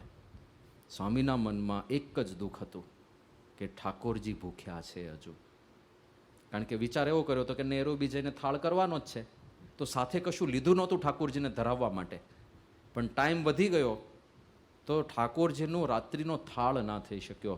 અને બાપાને ખાલી દુઃખ એટલી જ વાતનું હતું કે ઠાકોરજી ભૂખ્યા છે. એટલે ત્યાં આવીને, દાદર આવીને ઘનશ્યામ પ્રસાદ સ્વામીને બાપાએ કીધું કે શાકપુરી બનાવો ને, ઠાકોરજીનો થાળ બાકી છે હજુ. રાત્રે 2 વાગે શાકપુરી બનાવ્યા, થાળ બોલ્યા, થાળ જમાડ્યો. બાપા ગદગદ કંથે ઠાકોરજીની માફી માંગવા માંડ્યા અને પછી આરામમાં ગયા. આવી ભક્તિ ક્યારે સંભવે જો માન અપમાન અડ્યા ના હોય તો. બાકી સહેજ અપમાન થયું ગઈ, ભક્તિ તો જવા દો, આખો સત્સંગ છોડીને જતા રહેશે લોકો. આખો કંઈક કોઈક કાર્યકરને અણસમજણને લીધે કંઈક બોલાઈ ગયું હોય અને અપમાન લાગી ગયું હોય તો લ્યો તો રાખો તમારો સત્સંગ, અમાર નથી પહેર્યું તમારી કંઠી, લ્યો રાખો. સહેજ નાનું અમથું અપમાન હોય તો અહંકારી થઈને જ્યાં સુધી ફર્યા કરે ત્યાં સુધી કશું ના થાય. આવા સંત જે આવી પરિસ્થિતિમાં ભગવાનને યાદ કરે. પછી બાપા જાણતા હતા, એમને તો કાંઈ અડ્યું નહોતું, પણ જાણતા હતા કે બધા હરિભક્તોને બહુ દુઃખ થયું હશે કે અમારા ગુરુનું આવું થયું. તો બીજે દિવસે સવારે બાપાએ વચનામૃત નિરૂપણ કર્યું અને એટલો બધો આનંદ, બ્રહ્માનંદ બધાને કરાવ્યો. બધા હસી હસીને પેટ દુખે. સ્વામી પેલા પટેલની વાત કરી, એક પટેલ લોભિયા હતા. એને એવો વિચાર કર્યો કે આપણે રોજ જમવામાં જે વસ્તુ વપરાય એનો ખર્ચો થાય એના કરતાં કોકને ત્યાં મહેમાન બનીને જવાનું રોજ, અને એના ઘરે જમવાનું. હવે મહેમાન બનીને તમે ગયા હો તો પેલો આખો દિવસ તમને જમાડે તો ખરો જ. તો બીજા દિવસે બીજાને ઘરે મહેમાન બનીને જવાનું, એ જમાડે. ત્રીજા દિવસે ત્રીજાને ઘરે મહેમાન બનીને જવાનું, એ જમાડે. તો આખો મહિનો મફતમાં જમી લેવાય. આવી ગણતરી કરીને 1 મહિનો આવી રીતે વિચરણ કરીને પટેલ ઘરે પહોંચ્યા તો એના ઘરે 30 મહેમાન આવીને ઊભા હતા. એટલે કોકે પૂછ્યું કે પટેલ મહિનાથી દેખાતા નહોતા, ક્યાં ગયા હતા? પટેલ કે ક્યાંય નહીં, ઠેરના ઠેર, એનું એ થયું આ તો. એમ સ્વામી કે આપણને કોઈ પૂછે કે ક્યાં ગયા હતા, આફ્રિકા ગયા હતા, શું કહેવાનું? ક્યાંય નહીં, ઠેરના ઠેર બાપા કે. એટલો આનંદ કરાવ્યો, બધાને બ્રહ્માનંદમાં તરબોળ કરી મૂક્યા. તો આવી સ્થિરતા, આવી સ્થિતપ્રજ્ઞતા ક્યારે રહે? આત્મજ્ઞાન. હા, પોતાની જાતને આત્મા માને, નિરંતર આત્મા માને. તો શરીર અને આત્મા જુદા છે. આ એક તત્વજ્ઞાન એવું છે કે જે આપણને દરેક સમયમાં કામ લાગે. અને આ મૃત્યુનો વિચાર, નાશવંતપણાનો વિચાર અને આત્મવિચાર એ એના માટે આપણે નથી કહેતા કે કોઈ કોઈનું નથી તો પછી હું શું કામ પત્નીઓનું પોષણ કરું, હું શું કામ બાળકોનું ધ્યાન રાખવું, એને સંસ્કાર આપવું, એને ભણાવવું ગણાવવું. કોઈ કોઈનું નથી, એના માટે નથી. આપણે ત્યાં 2 વસ્તુ પેરેલલ જાય છે, જ્ઞાન અને એની સાથે જ કર્તવ્ય નિષ્ઠા. જ્ઞાન સાચી વાત છે, કોઈ કોઈનું નથી, 100% સાચી વાત છે. જ્યારે રામચંદ્ર ભગવાન વનવાસમાં ગયા હતા અને ભરતજી એમને પાછા લેવા આવ્યા. હવે આ બાજુ દશરથ રાજાનું મૃત્યુ થયું હતું. એટલે દશરથ રાજા મૃત્યુ પામ્યા એવા સમાચાર ભરતજી અમને આપે છે કે ભૈયા હવે પિતાજી આ લોકમાં રહ્યા નથી. અને એ વખતે રામચંદ્ર ભગવાન એવું બોલે છે કે યથા કાષ્ઠમ ચ કાષ્ઠમ ચ સમયાતો મહાર્ણવે સમેત્ય ચ વ્યપેયાતામ. એવું કહે છે કે જેમ દરિયો હોય, સમુદ્ર, અને એમાં ઘણા બધા લાકડા તરતા હોય, તો સમુદ્રમાં મોજા આવે તો 2 લાકડા ભેગા થઈ જાય, અને બીજું મોજું આવે તો પાછા 2 લાકડા છૂટા પણ પડી જાય. એમ આ સંસારની અંદર પિતા પુત્ર, પતિ પત્ની, ભાઈ ભાઈ, એ બધા પૂર્વ કર્મના યોગે લાકડાઓ ભેગા થયા છે. બીજું મોજું આવશે ત્યારે પાછા છૂટા પડી જવાના છે. એમ આપણા પિતા દશરથ રાજા છૂટા પડી ગયા, એમાં શોક ના કરવાનો હોય.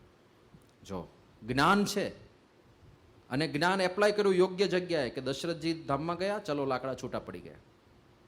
પણ એનો અર્થ એ નથી કે એમણે દશરથજીને લાકડાની જેમ જ ટ્રીટ કર્યા છે.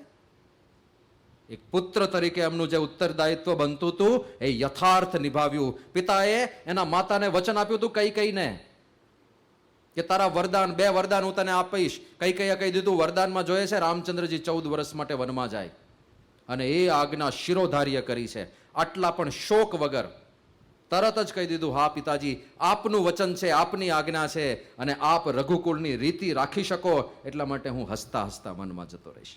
એક પુત્ર તરીકે કર્તવ્ય યથાર્થ નિભાવ્યું, એક પતિ તરીકે કર્તવ્ય યથાર્થ નિભાવ્યું, એક ભાઈ તરીકેનું કર્તવ્ય યથાર્થ નિભાવ્યું, એક રાજા તરીકેનું કર્તવ્ય યથાર્થ નિભાવ્યું, અને સાથે જ્ઞાન પણ હોય કે આ બધું નાટક છે. આ આપણે કરવાનું છે. જ્ઞાન તો રાખવાનું જ છે. સિદ્ધાંત એ છે આપણે આત્મા જ છીએ, શરીર આપણું નથી જ, અને શરીર સંબંધી કોઈ પદાર્થ કે વ્યક્તિઓ આપણા નથી.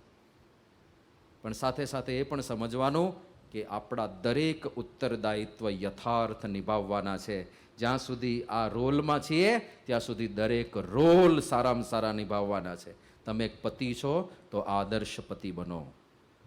પત્ની સિવાય બીજા કોઈનો વિચાર ના આવે. પતિવ્રતાપણું ખાલી નથી આપણે ત્યાં, પત્ની વ્રતાપણું પણ છે.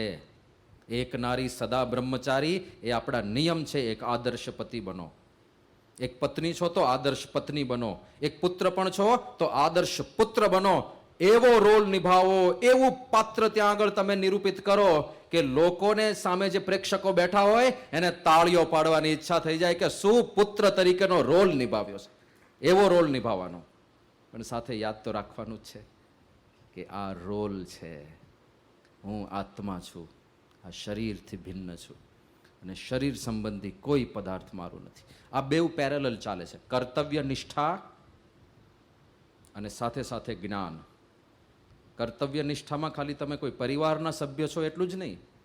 તમે એક પોલીસ ઓફિસર હોઈ શકો, તમે એક શિક્ષક હોઈ શકો, તમે કોઈકના નોકરિયાત હોઈ શકો, તમે એક ખેડૂત હોઈ શકો. એ કર્તવ્ય પણ સારામાં સારી રીતે નિભાવવાના છે. અને કર્તવ્ય નિભાવવામાં ક્યારેય પાપ નથી લાગતું પાછું. એક સૈનિક તરીકે એનું કર્તવ્ય છે દેશની બોર્ડર ઉપર દેશની સુરક્ષા કરવી. અને ત્યાં જરૂર પડે ને આદેશ થાય મિલિટરી ઓફિસરનો તો પાકિસ્તાનના સૈનિકને મારવાનો પણ થાય, એનું પાપ એને ના લાગે. એ કર્તવ્ય નિભાવી રહ્યા છે. એ જ એનો રોલ છે, એનું ઉત્તરદાયિત્વ છે. એક પોલીસ તરીકે એનો રોલ છે ચોરને પકડવા અને કોઈની પાસે લાંચ રૂશ્વત લઈને લોકોને, નિર્દોષ લોકોને રંજાડવા નહીં. તો એ કર્તવ્ય બરાબર નિભાવો, પ્રામાણિકતાથી પોતાનો રોલ નિભાવો. એક શિક્ષક તરીકે કર્તવ્ય છે તૈયારી કરીને સારામાં સારી રીતે વિદ્યાર્થીઓને ભણાવવું. અને આજકાલ કેવું થાય છે, શિક્ષકો, એક બેન તો 2 વર્ષથી કેનેડા છે, સરકારી નોકરી કરે છે. સાંભળ્યું ને તમે? આવ્યું હશે છાપામાં. 2 વર્ષથી કેનેડા છે અને અહીંયા એની જગ્યાએ બીજી કોઈક શિક્ષિકા ભણાવવા જાય ને એની હાજરી પુરાઈને એનો પગાર ચાલુ છે. લ્યો, જય ભારત માત કી, ઓહો વંદે માતરમ, વંદે માતરમ. શું ચાલે છે? ક્યાં કર્તવ્ય નિષ્ઠા ગઈ? ક્યાં આપણી ધર્મ નિષ્ઠા ગઈ? બધું ધોવાઈ રહ્યું છે. કોઈને પાપ પુણ્યની પડી નથી. પણ આ બધું સમજવાનું છે. આત્મજ્ઞાનની સાથે સાથે કર્મનો સિદ્ધાંત આવશે. આત્મજ્ઞાન આવ્યું તો દેહ આવ્યો. તો પ્રશ્ન થવો જોઈએ ત્યાં કે કેમ બધાને જુદી જુદી પ્રકારના દેહ મળે છે? કોઈકને પશુનો દેહ મળે, કોઈકને વાંદરાનો મળે, કોઈકને કૂતરાનો મળે, કોઈકને ગધેડાનો મળે, કોઈકને ઈયળ મળે, કોઈકને સાપ મળે, કોઈકને મકોડો, કીડી, બેક્ટેરિયા, કોઈકને મનુષ્ય. મનુષ્યમાં પણ કેટલા બધા ભેદ છે. કોઈકને અત્યંત બુદ્ધિશાળી ભગવાન બનાવે, કોઈકને મહામૂર્ખ મંદ બુદ્ધિ બનાવે. કોઈકને અત્યંત અમીર ઘરે જન્મ મળે, કોઈકને અત્યંત ગરીબ ઘરમાં જન્મ મળે. કેટલો બધો ફેર પડી જાય. જે ગરીબ ઘરમાં જન્મ્યો, નક્કી થઈ ગયું ને એને સારી સ્કૂલ નહીં મળે, એને સારા મિત્રો નહીં મળે, એને કોઈ સુવિધા નહીં મળે, એને ચોપડી લેવી હોય તો ચોપડી પણ નહીં મળે, એને સારા કપડાં નહીં, એના પગમાં બૂટ ચંપલ નહીં હોય. અને જે અમીરના ઘરે જન્મ્યો, ખબર પડી ગઈ, સારામાં સારી સ્કૂલ, સારામાં સારો યુનિફોર્મ, સારા સારા પુસ્તકો, સારામાં સારી સુવિધા, બધું સારામાં સારા શિક્ષકો પાસે એને માર્ગદર્શન મળશે. પણ ભગવાને આવું કેમ કર્યું? એકને અમીર ઘર આપ્યું, એકને ગરીબ ઘર આપ્યું, કોઈકને અત્યંત બુદ્ધિશાળી બનાવ્યો, એકવાર વાંચીને યાદ રહી જાય, કોઈકને મહામૂર્ખ બનાવ્યો, વાંચીને ચોપડા ફાડી નાખે, વાંચીને ઘણા એમને ફાડી નાખતા હોય છે. પણ તોય પાછા ટકા ના આવે. પરીક્ષામાં બેસે તો ઉપર જોઈને, એ ભગવાન તમે ક્યાં યાદ કરાવો. શિક્ષકો કહે કે અમને તો એવા પેપર, એવી સપ્લિમેન્ટરી મળે કે આખી સપ્લિમેન્ટરીમાં રામ રામ રામ રામ લખ્યું હોય. એ રામ નામ તમે મોક્ષમાં કામ લાગે, પણ ભાઈ આમાં તો વાંચવું પડશે. પબજી રમ્યા હોય આખું સેમેસ્ટર, પછી આ રામ રામ જ કરવું પડે ને. એટલે આટલા બધા ભેદભાવ કેમ છે? કોઈક માણસ બિચારા જન્મથી અંધ જન્મે. કેમ આવું? કેમ બિચારાને અંધ? કોઈક અપંગ જન્મે, કોઈક મંદ બુદ્ધિ જન્મે. પ્રશ્ન થાય તો શેના આધારે થાય છે? ત્યાં કર્મનો સિદ્ધાંત આવે છે. જૈસી કરની વૈસી ભરની. કર્મનો સિદ્ધાંત કોઈને છોડતો નથી. જે શરીર આપણને મળ્યા છે, જે પ્રકારની પ્રતિભા અને બુદ્ધિ આપણને મળી છે, એ આપણા પૂર્વ કર્મ પ્રમાણે મળી છે. પણ પૂર્વ કર્મ પ્રમાણે આ બધું મળ્યું છે. હવે અત્યારે આ શરીરથી અત્યારે શું કર્મ કરવું એના માટે આપણે સ્વતંત્ર છીએ. એ સ્વતંત્રતા આપણી પાસે છે, એ કોઈ નહીં છીનવી શકે.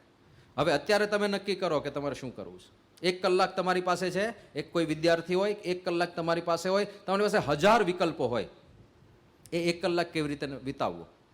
તમે ધારો તો વિડીયો ગેમ રમી શકો, તમે ધારો તો ટાઈમપાસ કરી શકો, ઇન્સ્ટાગ્રામ ઉપર વિડીયો જોયા કરો, તમે ધારો તો મિત્રો સાથે ગપ્પા મારી શકો, તમે ધારો તો બહાર એમને બસ નદી કિનારે બેઠા કરો, જોયા કરું. તમે ધારો તો વોટ્સએપમાં કોઈકના ડીપી ઝૂમ કરીને એના પરિવારજનોના ચહેરા જોયા કરો. ઘણા આવું કરતા હોય. લ્યો, નવરા બેઠા વોટ્સએપના ડીપી જોયા કરે કોઈક. 1000 રસ્તા છે. પણ તમે ધારો તો વાંચી શકો, તમે ધારો તો મહેનત કરી શકો ભણવામાં સારામાં સારી. હવે તમે જે નિર્ણય લેશો એ પ્રમાણે ફળ બદલાઈ જશે ને. એ પ્રમાણે ફળ બદલાઈ જશે. તો ક્રિયમાણ અત્યારે આપણે શું કરીએ છીએ એ આપણા હાથમાં છે. એના માટે આપણે સ્વતંત્ર છીએ. તો એનો બહુ મોટો પ્રભાવ છે આપણા જીવનમાં. પ્રારબ્ધ તો જે ગયું, એ જે ભૂતકાળ છે એના આધારે શરીર મળી ગયું. પણ આ જન્મે કયો કર્મ કરવો, કેવું કર્મ કરવું, વિચારીને કરવું, પાપ કરવું, પુણ્ય કરવું, એ બધું આપણા હાથમાં છે. અને આપણે સત્સંગી તરીકે શું કરાય અને શું ના કરાય એનો જ આ ગ્રંથ છે. પાપ કર્મથી દૂર રહો, પુણ્ય કર્મ કરતા રહો, એના માટેની આ બધી વાતો સત્સંગ દીક્ષામાં મહંત સ્વામી મહારાજે આપી છે. તો દેહોયમ સાધનમ મુક્તેર ન ભોગ માત્ર સાધનમ, કેવળ ભોગનું સાધન આ શરીર નથી, મુક્તિનું સાધન છે. અને સાધનનો યથાર્થ ઉપયોગ ના કરો તો મૂર્ખ કહેવાઓ. મૂર્ખ કહેવાય ને. મોબાઈલ છે એનો ઉપયોગ શું છે?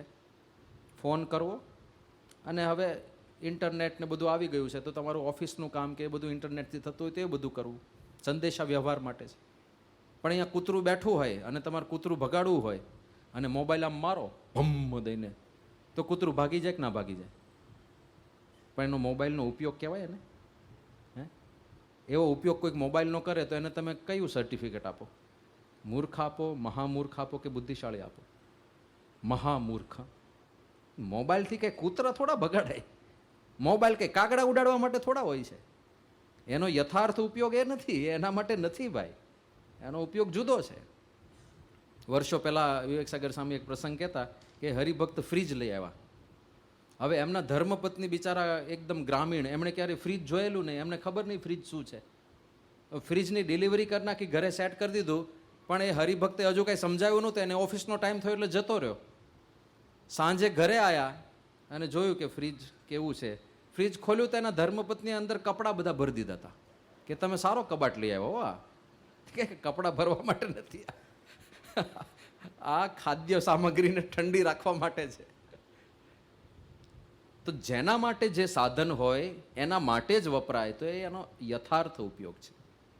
એમ દેહોયમ સાધનમ મુક્તે હે ન ભોગ માત્ર સાધનમ. ભોગ તો ખાલી શરીરને સાચવવા માટે છે, પણ ભોગ જ પ્રધાન બની જાય તો તલવારનું કામ છે લડવાનું, અને તલવાર યુદ્ધમાં સારી રીતે કામ લાગે એના માટે તલવારને સાચવવી પડે અને ઘસવી પડે. પણ તમે 24 કલાક ઘસ્યા જ કરો તો તલવાર ઘસાઈને પૂરી થઈ જાય આખી. તો ઘસવી જરૂરી છે, પણ એને ઘસવાનો ટાઈમ નક્કી હોય, બાકી તો એ યુદ્ધમાં વાપરવાની છે. એમ શરીર લઈને બેઠા છીએ તો જમવું જરૂરી છે, નોકરી ધંધા કરવા જરૂરી છે, પરિવારનું પોષણ કરવાનું છે, પોતપોતાના કર્તવ્ય નિભાવવા માટે જે કંઈ કરવું પડે એ જરૂરી છે. પણ યાદ રાખજો, દેહોયમ સાધનમ મુક્તે હે. મુખ્ય કાર્ય મુક્તિનું છે, એ રહી ના જાય પાછું. એને છોડીને બીજું ગમે તેટલું કરીએ તો હીરો ઘોઘે જઈ આવ્યો અને ડેલે હાથ દઈ આવ્યો, એના જેવું થાય. આ નવી પેઢીને ખબર નહીં આ બધી વાતો. એક હીરાભાઈ હતા, નોકર હતા શેઠને ત્યાં, અને એટલો મૂર્ખ માણસ કે શેઠ જ્યારે ત્યારે સર્ટિફિકેટ આવે કે તું મૂર્ખો છું ને તને ખબર નથી પડતી ને તું ભાન બઠો છું ને તને એક બુદ્ધિનો અંશ પણ ભગવાને નથી આપ્યો. હીરાને દર વખતે એમ થાય કે હું 5માં પૂછાયો એવો છું ને કેમ શેઠ મને કાયમ મૂર્ખનું સર્ટિફિકેટ આપી દેશે. He was finding a chance, કે એક ચાન્સ મને મળે ને, એક તક મળે તો હું મારી જાતને પ્રૂવ કરી દેખાડું, સાબિત કરી બેતાડું કે હું કેટલો બુદ્ધિશાળી છું, મને કેટલી બધી ખબર પડે છે, કેવી ચોજાળી બુદ્ધિ મને પરમાત્માએ આપી છે.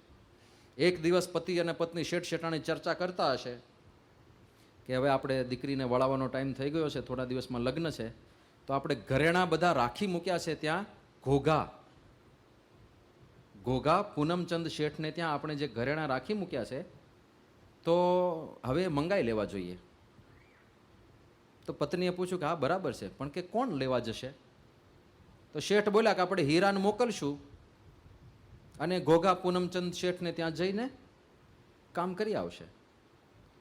હવે પેલો હીરો વહેલો જાગી ગયો હશે અને શેઠનું આ છેલ્લું વાક્ય સાંભળી ગયો ખાલી, કે આપણે કાલે સવારે વહેલા હીરાને મોકલશું ઘોઘા અને પૂનમચંદ શેઠને ત્યાં જઈને કામ પતાઈ આવશે. હીરાને થયું કે this is the chance I was finding. કાલે સવારે શેઠ શેઠાણી હજી ઉઠે નહીં પેલા બાપુ ઉઠી જશે અને પહોંચી જશે ઘોઘા પૂનમચંદ શેઠને ત્યાં, અને શેઠ આપણને ઓર્ડર આપે એ પહેલાં તો કામ પતાવીને પાછા આવી જઈશું. ત્યાં આ બધું શેઠ શેઠાણી હજી તો ઉઠે એ પહેલાં હીરો ગાયબ. સવારથી શોધા શોધ કરે, હીરો ગયો ક્યાં, આપણે ઘોઘા મોકલવો છે. પહોંચી ગયો પૂનમ શેઠને ત્યાં. હવે ત્યાં જઈને શું કરવાનું હોય તેને સાંભળ્યું નહોતું કે ઘરેણા લાવવાના છે. તે ત્યાં ડેલે હાથ દીધો. પછી વિચારે ખરું કામ શું કરવાનું છે, કાંઈ નહીં, તો શેઠની ઈચ્છા છે ત્યાં જઈને આવે તો હવે આપણે આવી ગયા પૂનમ શેઠને ત્યાં. ડેલે હાથ દઈને પાછો આવ્યો. હાંજ પડી ગઈ. જેવો શેઠે જો એલા હિરલા ક્યાં ગયો તો, સવારનો તને શોધીએ છે, ક્યાં જતો રહ્યો તો? હીરો કે કેમ ઘોઘા મોકલવાનો હતો ને? હા, કે તને કેવી રીતે ખબર? એમ વાત છે ત્યારે બુદ્ધિશાળી છે, તમે કાયમ સર્ટિફિકેટ આપ્યા કરો છો એ હીરો મૂરખ છે, મૂરખ, બધી ખબર પડે છે. પણ કે ત્યાં ગયો કોના ઘરે? પૂનમચંદ શેઠને ત્યાં મોકલવાનો હતો ને. હા, તને કેવી રીતે ખબર પડી? એમ વાત છે ત્યારે આપણે 5માં પૂછાઈએ એટલી ચોજાળી બુદ્ધિ છે, તમને ખબર નથી પડતી એટલે મને તમે મૂરખ મૂરખ કયા કરો છો. તો કે તો પણ તું પૂનમચંદ શેઠને ત્યાંથી પેલું લઈ આવ્યો કે શું લાવવાનું હતું? કે તું કાંઈ લાવ્યો કે નહીં? ત્યાં જઈને કર્યું શું? કે કાંઈ નહીં, ડેલે હાથ દઈને પાછો આવ્યો. અલ્યા મૂર્ખા, ઘરેણા લાવવા તને મોકલવાનો હતો, એ કર્યું નહીં, કાલ ફરતી જાજે, પાછો ફેરો. એમ આપણે જઈએ ભગવાન પાસે, પૂછશે એટલે હીરા ક્યાં જઈ આવ્યો? ભગવાન પૃથ્વી ઉપર જઈ આવ્યો. તમે ત્યાં જવાનું કીધું હતું ને? જઈ આવ્યો. હા, તો ત્યાં જઈને શું કર્યું? કે ભણ્યા, ભણી ગણીને એન્જિન થયા, ડૉક્ટર થયા, બિઝનેસ ચાલુ કર્યા, દુકાનો ખોલી. હા ભાઈ, બીજું શું કર્યું? લગ્ન કર્યા, દીકરા થયા, એને ભણાવ્યા, નોકરી ધંધા કર્યા. બહુ સરસ. બીજું શું કર્યું? થોડીક બીડીયું પીધી, થોડીક તમાકુ ને ગુટકા ખાધા, બોલે જુબા કેસરી. હા, બીજું શું કર્યું? બસ હવે આટલું જ કરવાનું ને બીજું શું કર્યું? મોક્ષનું કાંઈ કામ કર્યું કે નહીં? એ તો રહી ગયું ભગવાન. પાછો જા, જા પાછો. એમ જો આ મુક્તિનું સાધન છે અને જેના માટે સાધન આપ્યું એ જ ના કરીએ તો પાછું ચક્રાવો ચાલુ ને ચાલુ રહે. એટલા માટે સત્સંગ દીક્ષા શાસ્ત્રમાં જે આજ્ઞા મહંત સ્વામી મહારાજ આપણને આપે છે, સમજાવે છે, એ આજ્ઞા પાળીને જો જીવન સાર્થક કરી લઈએ તો આ છેલ્લો ફેરો જીવનનો થઈ જાય.